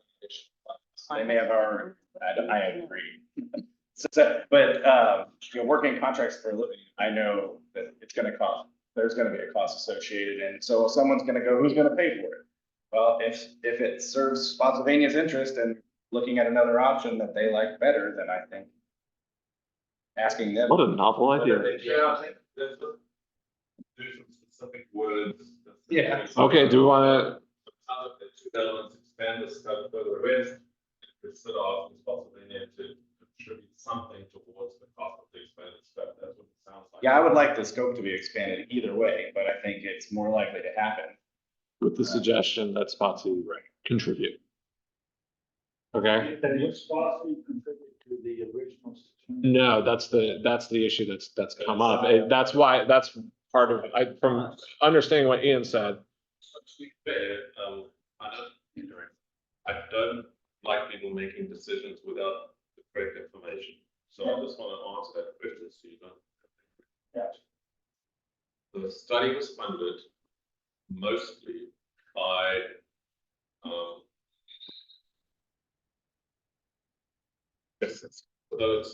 it's surface transportation block funds, which we get at FAMPO, and it's allocated FAMPO by the federal government for studies, for roadway projects, for bike ped projects, for whatever. Not from a particular jurisdiction, from the federal government, and FAMPO then votes what to spend it on. So we either fund a roadway in Spotsylvania, or we fund a bike path in Stafford, or we fund a study. So it comes out of federal funding, not from a particular jurisdiction. However, we get a lot of that money because of something called the TMA, the Transportation Management Area in North Stafford. So we get a lot of that funding because of Stafford. Okay. But it's given to FAMPO, and FAMPO allocates it to a whole range. Yeah, Tamara and then Joe. How can I understand what Spotsylvania wants? I can't understand what this is. I can't agree with nobody, but I want information, like, I just want the information on that. On the options, A, B, C, and D, what, exactly, where are they? That's what I think the answer to that is that we'll get that. We're just not there yet. So BDs, the information provided as the study would also cover whatever the other option or options. Joe? That's my intent. I'm not the one that will make the decision later, but. Yes. I guess what we're debating is whether we want a local road or we want a bypass. I think your proposal would. I think that's the big More of a picture. bypass than a local road. Local road can provide better emergency access, especially from the senior community at Celebrate Virginia. It could provide, bicycle trails. The further out west you go, it's not gonna do that. And it's gonna be more of a bypass for people in Orange County and western Spotsylvania County. And people in Stafford County isn't gonna use it much. So it's kind of, I agree. Al, you have something to add? But the play devil's advocate. And I think we I- need both. But I think we need the local road first, so I can't, I think that's, agree. I'm sorry, I think that's a big picture conversation. The discussion at hand right now specifically is the motion to ask policy committee to look at the option that Mr. Fogg mentioned. I want to keep our discussion germane to that right now because we have a lot to do. I'm okay with discussing the bigger idea of do we want a local road or a bypass road? I think you and I are on the same side of that. I want a local road, but I think that's not the discussion we need to be having right now. The discussion is, do we want to ask policy committee to expand the scope to include another option that is the one that Spotsy is interested in? Yes, Al. I can probably add a lot by just showing you where the Spotsylvania road was supposed to go, because as it was discussed, it was going to continue down through Cannon Ridge, cross over the river here, almost due south, go across the River Road, and then just go a little bit southwest to connect. It wasn't any kind of a further west kind of, it's essentially almost the same as these, except it was going to connect. It's just past the Fredericksburg line. Yeah. We can't build it anymore because place that it terminates in Spotsylvania, the constructed shopping centers. Right there. And you would now need to smash down the shopping centers, broken them. So the Lidl, the little Lidl. It was gonna be east. It actually connects that intersection. The last whole road, not connecting there. Total, yeah, but not the ones that discussed at the state board. Look at my office on the wall, there's all these different options that were looked at in the past. And many of them are really hard to build now.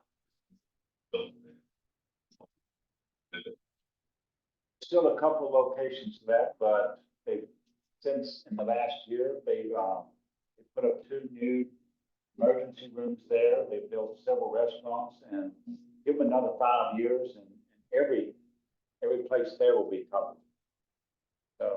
So where specifically were you talking about though? Because one of them was right there, very close to Ely's Ford Road, not far from the National Park. I could run into issues with Falcon. But we don't need to discuss that.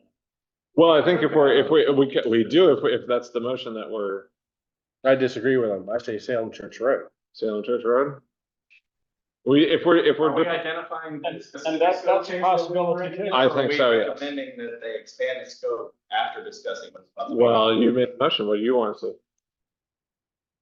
I think Less is more, be broad to see I if they think can. we leave it up to Spotsylvania to put their money out this and come up with a good plan that suits them if they choose to. So we're just saying have that discussion. Correct. Okay. Well, the motion is still on the table. Do we want to, do we have further we do have a second. We did. Second. All right, we're good on discussion? All right, all in favor of the motion as specified? Actual members. Right, well, that's not my job. That's John's job. All in favor, say aye. Aye. All right, all opposed? No. All right, we need the yeses and nos. Okay. Nicholas Watnowski, Yes. Tamara Banks, Ruby, Joe Burrito. Joe? No. No. Rupert Farley, No. Robert Fogg. Aye. Okay, Glenn Goldsmith, Aye. Larry Gross, Staying. Okay, Yolanda, Yep. Aye. yes, Yes. okay. David McLaughlin, No, Tim Welsh, Aye. Al Watkins, aye. Kevin Wilkinson, Aye. and Clinton Wells. Aye. Chair, the ayes have it. The ayes have it. All right, motion passes. Do I have any further motions regarding action item 7B or further discussion? Like I said, I think, if you go back to the math. Oh, sorry. Right. Consultant. One pause, I'm sorry. Hold on one second. Denise, I think I missed you. Well, we were just having a Sorry. conversation about whether or not King George gets a vote. Actually, in this case, for CTAC, yes. The only thing that you're prohibited is from serving as an officer position, but you're considered a full member otherwise. So my apologies there, just didn't check my brain, I was reading down. It wasn't up the board up there as a member.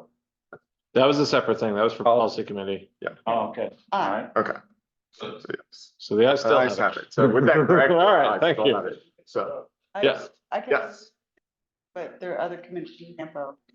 All right, so, sorry, Joe, I'm talking. Just want to reaffirm that there's gonna be an observation deck on the river crossing. Number two, that option A we should have an option to connect it to Celebrate Virginia Parkway. For option A? Yeah. That's where it originally was until about a month ago. Reverting to Okay. the original plan. Okay. Yes, Oh, I see, okay. more direct connection. Like I said, that has, there's a underpass there, at Celebrate Virginia, and it'd be more beneficial to have people, go to the underpass than go to the intersection and make a left turn, so. That's, the underpass has nothing to do with where the route or Parkway was going to go from. No, I said if it connected to Celebrate Virginia, then it'd have a direct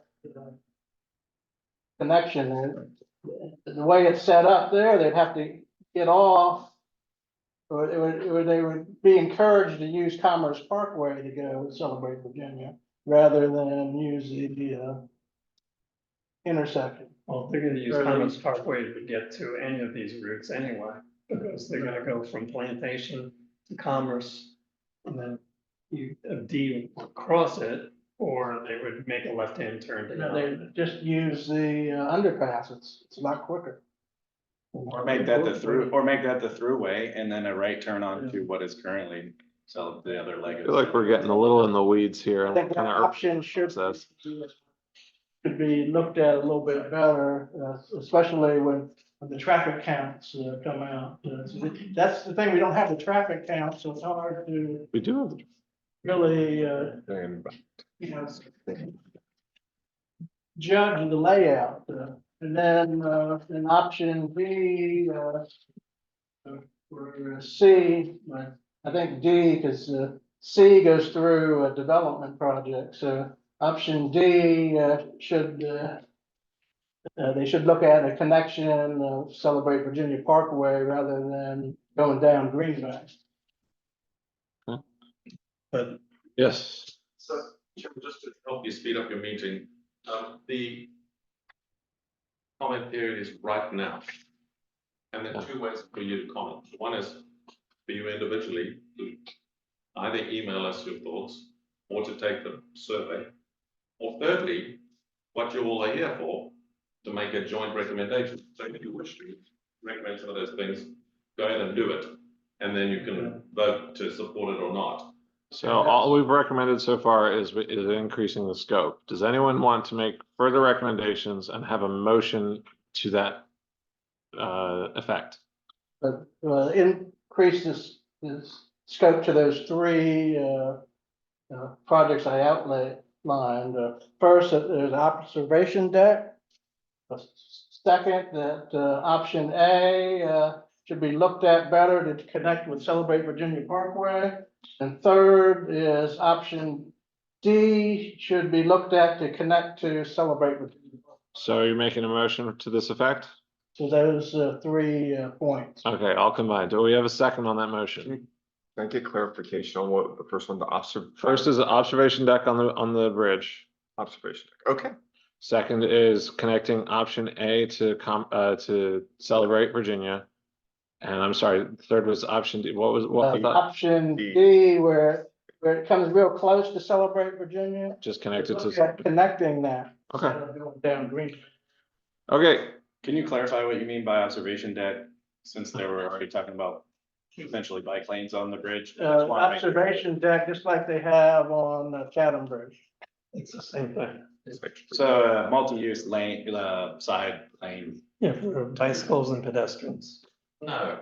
You know Chatham Bridge, there's both a bike and pedestrian lane, Like, and there's an observation deck Yeah, there, halfway down. the it's a bridge. bump out. So it'd be Uh, like. bump out. It's a Where bump. you can stop and look over the Yeah. water without standing in the middle of the bike lane. Right. I see, A okay. bump out, yeah. Thank I'm you. not saying whether I agree or not. No, thank you for the but I'm saying- clarification. Yeah, there's probably be a lot of photographers That's what we- at that spot. All right. So we have a motion. Do we have a second? All right, hearing no second, the motion dies. Do I hear have any other motions on 7B before we move on to 7C? I would like to make a motion. Okay. To quickly make whatever available information regarding developments accessible. Okay. As requested in the study, I mean, in the presentation. And good So faith. who are we asking and what exactly are we asking for? Well, we're asking for basically the city council and for the Stafford County. Do we have that power to ask city council and board of supervisors for something? Well, being that we have 3 supervisors and 3 city council members on the policy committee. In terms of speaker, you can ask information that exists, that doesn't yet exist, you can't have it. But it exists, in terms of speaker, any ask documents to be provided. Well, I think we're And asking, timeframes too for the projects. Right. In Stafford's case, they're gonna say, use that website. In Fredericksburg, you would just have, I'm assuming, to go to City Hall, just because they don't have that available online, but it's available upon request. I don't know. their so we specific could, process, what if but- we ask that jurisdictions take active measures to share that information In good faith. in good faith? Yeah, I like that. Are we good with that? Are we good with that? To take active measures in good faith Timely manner. in a timely manner. And may I suggest, concept plans for rezonings as well as, what is recorded and what's not recorded? And site, Concept plans for rezonings and what is recorded and what is not. yeah, any plats, parcels that have been recorded. Site plans, and what site plans and what date they were approved. Okay, do you have the information you need for that to be a clear motion? Yes. Do we specifically have? Okay, great. Okay. We specifically have to say, Can I address this motion to? Should I, And who do you want the information specifically to be provided to? so I assume that who you want it provided to is Michael Baker International, correct? we want to be able to have access as well, though. So, and to the public, Local officials. so the consultant and to the public? And Because if- and Yeah. our 3 committees. And to, okay, to all parties interested. Is that too broad? I don't know, I like the language. Okay, so we're good with that. I have the motion. Do I have a second? Second. I have a second. All right, any discussion on the motion? Rupert? To clarify, don't all of our motions have to be directed towards policy? That's a good question. I mean, technically, no, it would be you then taking that and writing a letter on behalf of CTAC based on the motion in the recommended vote. So the motion would be to direct me to write a letter to the city council and board of supervisors? Is that what we're talking about? And Okay, probably CC the policy committee in first, that you're notifying that you're doing that. okay, and I could present that at policy committee Yes. meeting next week. Yes. Okay. Fun. Um, can I get that information from staff? Yeah, staff will listen to the wording and do that, but if you want to try to do a short version, let me know right now of the motion. So that's clear to everybody voting on it as well. So you want, I wrote it down. This is becoming very complex. Boy, even I can't even read my handwriting tonight, it's late. Jurisdictions taken active and in good faith role to Active provide measures in good faith. active measures in good faith to provide the records of development, both, what was it, some recorded and not recorded? Recorded, plats, Recorded, parcels. Concept plans for rezonings or special use permits would probably be a good thing to throw in there. And any subdivision. There's a typo for me and I can sign. Sorry, just a little bit helpful, we're gonna do that response. Just specify the area, on just like. Everything. We're gonna take it all the way to North Safford and take it on down, right? Study region. Yeah, in the study region. Thank you very much. Otherwise, you might get this. You're absolutely correct. Absolutely right. Okay. Do we have what we want to be in the letter? You're ready. Yeah, okay. Do we have further discussion? Okay, all in favor? Hear it again, please. Oh, yes, can we hear back? oh dear Lord. Oh, In 3 languages, please. yes, jurisdictions take an active, and I'm already blanking on Active that. measures in good faith. Measures in good faith to ask for the jurisdictions to find the concepts of the recorded plats, special use cases, and boy. And was it conditional zoning, Special use permits, special use and concept plans, conceptual plans for rezonings and special use permits, recorded plats and preliminary subdivision plans preliminary stuff? That was in the study area. Absolutely. In a timely manner. And in a timely manner. Please. We're asking Please. them- Sugar on top. We're Please. asking them to get Pretty please. information, but are we asking them to provide what they get? Provide that information to the FAMPO committees, relevant jurisdictions, and Michael Baker International. Pretty please. Or else. No. I'm not threatening anyone. All right, okay. Do we all have an understanding of what the motion now? Yeah. Okay. All in favor, say aye. Aye. We have further discussion? No further discussion? All right, all in favor, say aye. Aye. All opposed? No. One no. One abstention, 2 abstentions. I don't think we need to do a roll on that. That seems pretty overwhelming. Yes. At the risk of a riot, I have one question for Al. Do we know why they switched Plan A from the original? Do you have that information? I have very deep suspicions. That's all I can tell you right now, Okay. but the deep suspicion is, well, 2 things. First of all, there's a new project on that loop corner of Celebrate Virginia Parkway, where it was going to protrude off of that to go for option A. It's called Celebrate Now. They've already cleared the trees for that. Right, and it's one of the ones that shows up in the slides that was provided by So Michael more than Baker. aspirational. Right, and then the other option is, again, finding out that there's been communication, obviously, between the developer of Belmont Park and also and the consultants leads me to believe, well, did they decide that they wanted to put the road going right through the middle of their project? Because then they can take advantage of the roadway being. And then a question for staff. Concept. does that mean that that's off the table entirely? It's not being communicated to the public anymore as a viable option? What? For public comment, the Connecting original. option A back to Celebrate Oh, Virginia. it hasn't been changed yet, where we've been told it's supposed, the concept plan is supposed to change. Okay. Do I sense a motion? Coming. I'm trying to put together the pieces. I'm hearing people that are, well, I guess I'm trying to read the tea leaves a little bit. So Mr.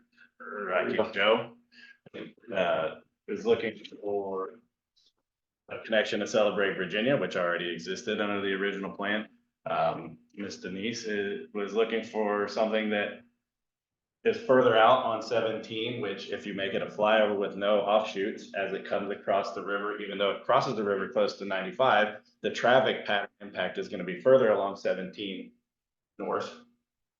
And then it's going to come in relatively, whatever the option is in Fredericksburg, but it's going to come in on that same road where they now have multiple egress options to go through Central Park, to go down Fall Hill, we used to be Fall Hill, out to Route 3. They can dump off on River Road. It disperses that traffic impact amongst several places on Route 3, but it doesn't dump it directly into that bend there by the Navy Federal and everything. So I don't really have a motion. I just, while we're all talking, I think personally that would be, out of the options available, that would be what I would be most likely to support, assuming we have all the data. Well, up John's slides with the map. Oh boy. The slide with the map, not that map. All right. That's the Trying one. to keep it short. So that one up there is the first one, is the one that John and I and Connor. The only one that makes sense. Okay, we drew it. The one with the. Good move. Pushing here. There. So. The reason options are coalescing here is because of that. So that's Commerce Parkway on this side, which becomes a 4-lane when it hits 17. On the other side is Plantation Drive, which the city, sorry, not the city, the county, Stafford County has a project right now, which you all looked at 5 minutes ago. It's in there. To connect The Enon connector. Connected, so it's more. The idea is that if you connect whatever bridge you build, whether you build option A, B, C, D, or some other option, is to try and also link it to Commerce Parkway and make use of this 4-lane intersection across 17 to get it up to Plantation, to get Plantation up to Enon Road, which is already designed by staff and the Stafford hired consultant, which has nothing to do with us. Stafford has hired a consultant. They've designed that connector from Plantation with there's a new traffic circle behind there. It'll connect up onto Enon Road, and another traffic circle connects it up to Centerport Parkway to provide Southern Stafford with another way to get on I-95 if anything happens on the 1795 what do you call it, intersection? Disaster. But it just gives them an opportunity to get on further north and then try to come south, which is most of the 17 traffic. The issue was 95 south, right? Yes, it would do that. Of course, the road goes in both directions. But that's the reason why these options are trying to culminate here, right? It won't be closer to I-95 because VDOT has specifically requested that we do not bring any connection down here, because it will make this intersection back up, and then this intersection will be inadequate, right? So it'll interfere with the traffic movements here. That's also the reason why this particular option has a bridge here over Sanford Drive and does not connect to Sanford Drive, because if all this traffic goes up here and connects here, it's too close to I-95. So the idea is that is the optimum place to cross 17 if you want to get traffic to cross into that part of Stafford. So that's why that particular option becomes attractive. It's also an industrial area. This is an industrial area here. It's not serving too many residential people there. So that's not an accident. It's not an accident that both ourselves as staff who did the first study and the consultant who's doing the second study trying to connect back there. Closer is a problem. What we also discovered in the first study, which I can speak to because we did the first study internally. I can't speak to this set of options because the consultant designed these. But the set of options we designed, we discovered when we ran the travel demand model, or when VDOT ran the travel demand model for us, that the further away from I-95 you get with your bridge, the more trucks you're going to pull off 17. We're going to take a shortcut through here to get to I-95 or to get to Central Park or to get to Spotsylvania Town Center. So the further you go, the higher the number of trucks will be that's going to drive on this road. So it becomes truck hell. That's interesting. That's precisely my point of why further out would be better. No, Because it backs up now to the come. closer you get to 95, the less trucks will choose that option because they might as well just get on I-95. Sure. So if you want to keep the trucks off of your bridge, then you actually want to be here. However, you don't want to be too close to 95 because then VDOT's going to scream that you're messing up this intersection. I mean, VDOT's not just scream money. I'm just seeing a GPS reroute that's going, turn right on Commerce Parkway and then get on 95 at Central Park. Yeah, right there at 3. Mr. Fogg, What you just described is exactly what we've been looking for all along.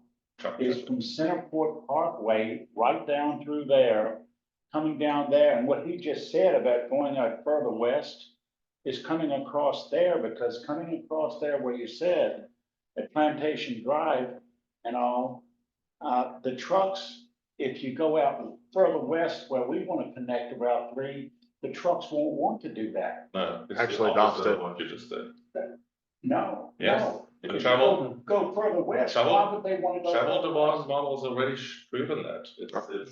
It's run. Why would they want to go 5 or 6 miles out further west? Because They they're have to come back. because they can still get in on 95. further west. Yeah, they're coming from. Coming down 17 Yeah. and they're trying to get to 95. And so they're going to cut through the residential neighborhoods to get to 95. But they would prefer. And our streetlight data suggests that they're continuing to use Route 3 as an alternative to 17 if they're 95 southbound. 17 and 3 are All the way up at Culpeper. All you're gonna do is just route it differently from 17 to Route 3 for that type of traffic. So they're not getting off I-95 to travel through Stafford to get back onto I-95. Coming down 17, turning right. There's a foreign trade zone out there. To get through Stafford and Central Park to get back to I-95.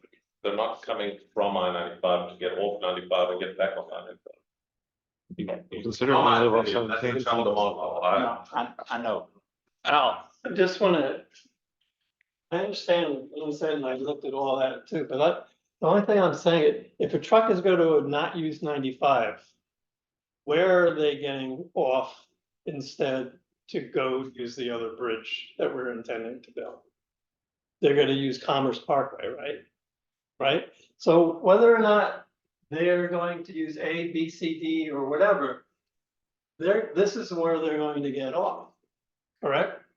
Because it's the only option. It's 90, so what you're looking at for with the truck traffics that are making the movement, either coming down 17 from Culpeper, that area, down to 95. They want to take the most direct, they don't want to go through a neighborhood to go down to Route 3 and then connect back onto 95. They are trying to get to 95 So and the head. thing is, they don't want to use Celebrate Virginia. Yes, the only way that a truck will get off I-95 to get back on I-95 is if there's a block. If there's a big smash and a big accident, but their day-to-day trip is going to actually be down I-95. Even if they're going to Central Park, then they get off at 3 and they're going to Central Park.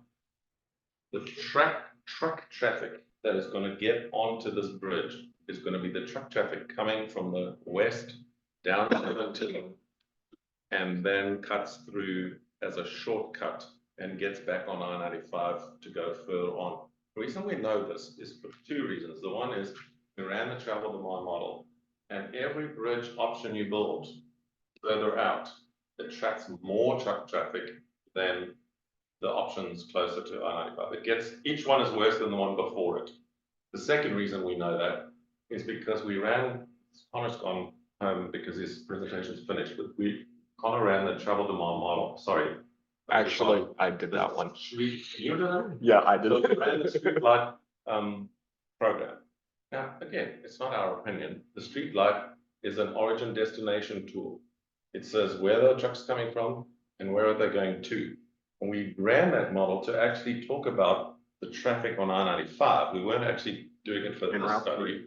We were asking the question, where the heck does the traffic at 4 o'clock in the afternoon come from? Connor did that one. It's I-95 and causes a massive mess in our region, because that's when the problem is, when everybody from DC is coming out of work and the trucks hit our region at exactly the same time.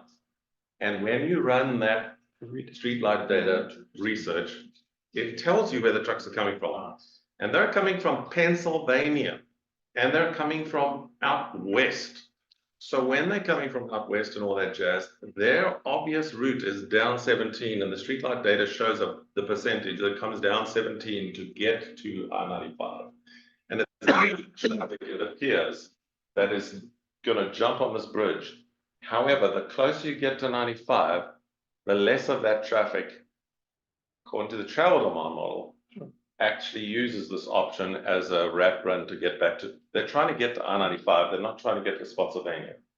They're trying to get to I-95. Right. And so the further out you go, the more trucks will use it, because they're coming from Western Pennsylvania and, you know, regions out there between. We're coming down 81 and then shooting across 17. That's what That's To hit what- 95. And Yep. those are the trucks that want to use this bridge according to the travel demand model. And they avoid 95 until they get, you know, 66. whatever the southernmost point is, they can get out onto 95, that's the one they want to take. According to the travel demand model. Now, it's not 100% perfect predictor, but it's the best tool that we have available in the real world to try to anticipate what's going to happen. Yeah. Yeah. Would be a- Similar for cars. So can we assume though that Oh, they that's right. take that route because the further you get away from 95, the less congested that road is gonna be, because there's less development there now. But we also need to think about solving the problem today, doesn't look at what it's gonna look like in another 40 years. So that's why I'm saying, you know, we need to think about what it's gonna look like in the future. And if all of that is developed out there, So the consultant is going to run the travel demand model for the year 2050. okay, They're going to say what the request to the model is, what will this look like in 2050? And into that model, they put all the jobs growth, the housing growth, the population growth, all the projections from the Census Bureau, and all that goes into the model. Then you draw a line in the model where you want to build your new roadway or your new bridge or your new train line.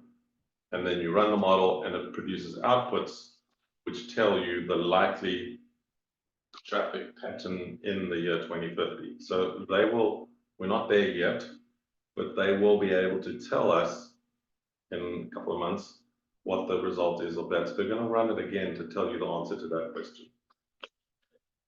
Mr. Chair, I don't want to talk anymore. Can you? Oh, yes, please. thank you for your help. The only thing I was trying to point out is if they're going to not use 95, or if they're going to try to go south, ultimately, they're gonna use whatever, they're gonna use Commerce Parkway to go whichever Yeah. change, or they're gonna use 95. When they're saying, I don't wanna use 95, they are not gonna care, I don't think, whether it's here, or here, or here. The only thing I would want to point out too is we're still talking about if they're trying to still use 95 to get south and they're going to use this option. Remember, Route 3 is where they're going to get to ultimately get onto 95 south again. So they're either going to have the point of using Bragg Road or the Carly Silver Parkway or something like that. And Gordon Shelton Boulevard is, you know, whether it's north, middle, or further south, it's going to become a nightmare. Okay. I would like to move on. Is that okay with everyone? All right. So, do we? No, I didn't make a motion. No, we don't have it. We resolved, we voted on the letter. Yeah. That was the last motion we had. Yeah. All right. 7C. Totally, okay, so just a reminder that the Safe Streets for All action plan has been on the agenda since January in various iterations. Public comment is closed, the study has been concluded, the final document is now available online. This is just a motion to endorse it as an approved document for FAMPO board, as well as this is a GWRC document as well, because it includes Caroline and King George. If you have any specific questions, please let me know, but the motion in front of you is to accept this document to endorse accepting this document. All right, we have a motion. Do we have a, This is Rupert Farley. I'd like to move approval of resolution 24-29. all right, we have a motion. We have a second. Do we have discussion? All right, let's vote. All in favor, say aye. Aye. All opposed? Thank you. Moving on. Number 8. All right, real quick tip modification, and this is a modification just to inform you, but they're going to be adding air conditioning to the service space for a transit maintenance facility, so they have to put that in front. It's $400,000. There's no action needed by this group. All right, next item. Policy committee meeting. In the previous one, they approved the tip amendments that we spoke about. Keep on going down. Ian provided an administrator's report. They approved the set of 5 smart scale applications. They did have the consultants came in and gave kind of the same presentation about the river crossing and asked questions as well. They saw the alternatives. They were provided an update prior to the meeting. Ian provided some of the visioning outworks, kind of the big concept goals of what the MPO is trying to do, gave a presentation on that. And then there was kind of a tag team discussion about kind of the roles of what FXBG Go provides, as well as OmniRide service that provide options on history, what they currently do, as well as just a general discussion of the role of transit in the region. They provided that.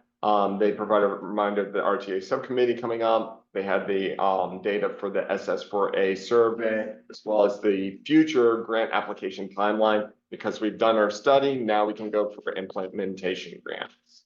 So, and then there was a closed session discussing FAMPO staff. Very long one. So, yes. So it was a long one. In the RTA subcommittee, it was mostly answering questions that they had, resulting in what the board makeup of a potential RTA should include, how Central Virginia Transportation Authority of Richmond prioritized projects, as well as how the I-81 corridor prioritizes projects. Provided a big, long, gigantic spreadsheet of how funding splits would potentially look like, depending on whether or not it's 50-50, 60-40, 70-30, and what jurisdictions would get depending on the taxes they chose. Or I included all the taxes they could potentially choose, so they had an idea of that. And then those discussions took up. So by the end, where we got to what happens if the limited projects available, then it was kind of are we going to be limited, or you ask basically the state legislature to terminate it after the debts were done. So that's kind of how they were. They're coming back. They're requesting an additional funding splits and further discussion, but the meeting later this month should be the last of the subcommittee before they take up that discussion with the full policy committee board. And that does that. Any questions? The TAC met and most of this discussion centered around CMAQ and STBG project allocations. So staff is finishing scoring and working on draft allocations. They provided feedback on a couple of different scenarios. They ended up recommending option C, which diverts some of the CMAQ roadway funds from a project to do a smart scale support / studies amount. So traditionally, the top 2 projects always guarantee funding through that process. If there's leftover funds from that, they normally go to a 3rd place project. The TAC, in a very divided vote, chose to divert that for study funds for smart scale support. So that's the option that staff is working on and is going to be presenting to the policy committee at that point in time. They adopted or endorsed the adoption of the Safe Streets for All, as well as directing public comment for the Unified Planning Work Program, or UPWP, which is our annual kind of contract / plan for how staff and FAMPO are going to conduct projects. And that kind of wraps things up. Do folks have questions on that? Okay. Moving on to, Yes, oh, I was expecting public comment on that last one. Who's on the RTA subcommittee? it's a committee of the whole, isn't it? It's basically the policy committee members that the jurisdictions either selected to represent them, or in some cases, it's just the policy committee members themselves. So it is only the elected officials for staffers, Spotsylvania and the city of Fredericksburg, as well as King George and Caroline, who are invited to participate as well as a part of this group. But for the record, those are public meetings. Yeah. So if you want to stop in and give them dirty looks, you can. They function just like the policy committee meetings, just with a slightly different agenda Yeah. and process. All there, I don't care.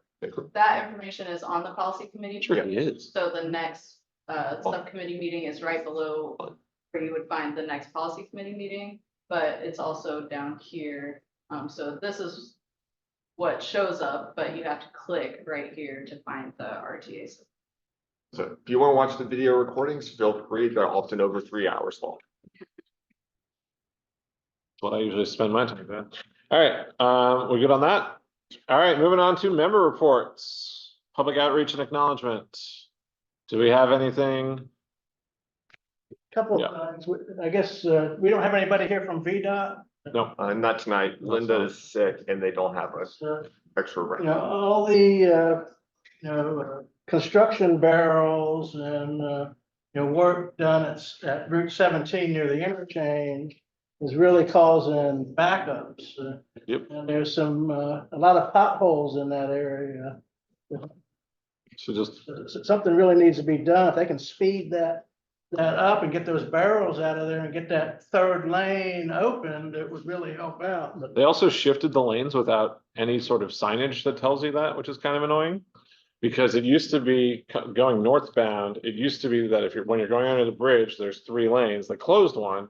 And then they moved it, the furthest left one is there.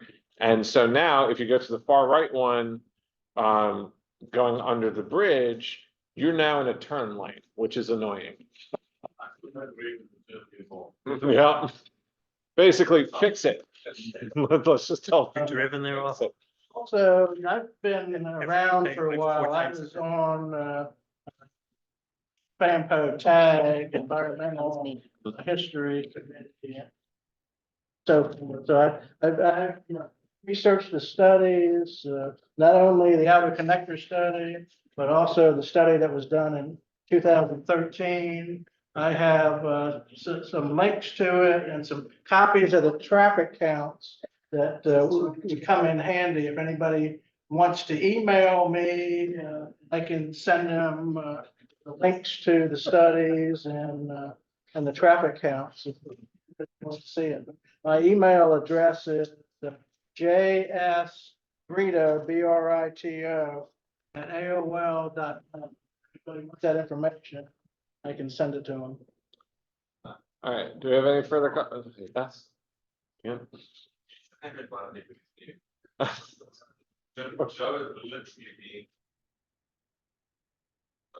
Chariot from 30 years ago?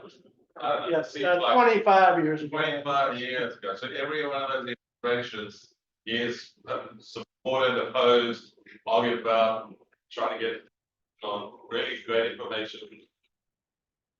About your Facebook page. Yeah. This presentation that we did today, I'm gonna modify after all the wonderful information that was provided afterwards.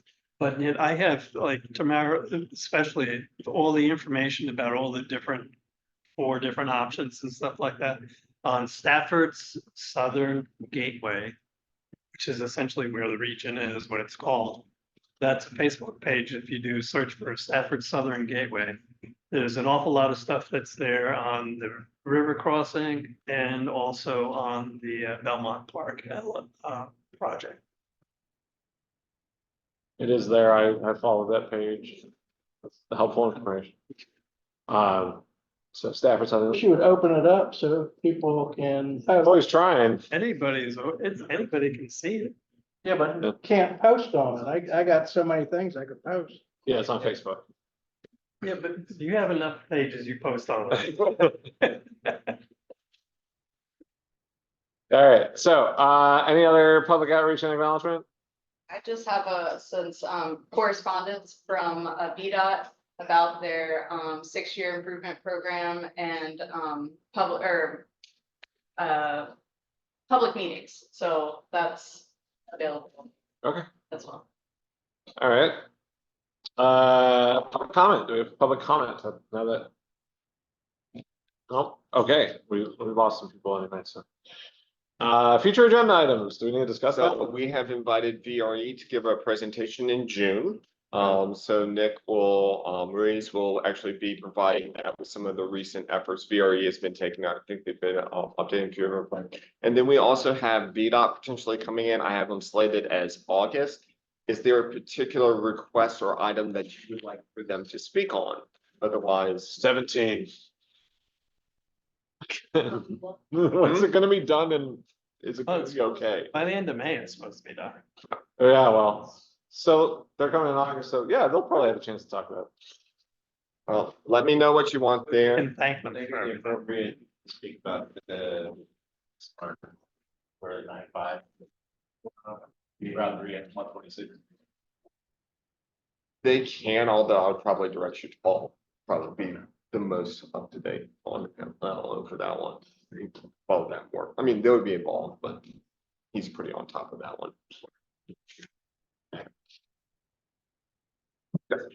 Do we have a tentative date on when we were supposed to meet with the consultant? The consultant, Oh, like the for coming in, are the consultants gonna come in? consultant will come in the fall. In the on that fall? day, yes, Okay. once they have developed their alternatives, yeah. And the other future agenda items, officer elections? Yes, so start thinking about this now. In our next meeting, we should probably start talking about nominations and considerations for our officers in May. The elections happen in June. So right now, our current cadence is that the chair will serve from Spotsylvania and the vice chair will serve from the city of Fredericksburg. Well, I do have the option to run for re-election. My wife and I are expecting in August, and so I will not have the time for this. I nominate them. Sorry. Sorry. 22nd is when she's, is when we're. Okay.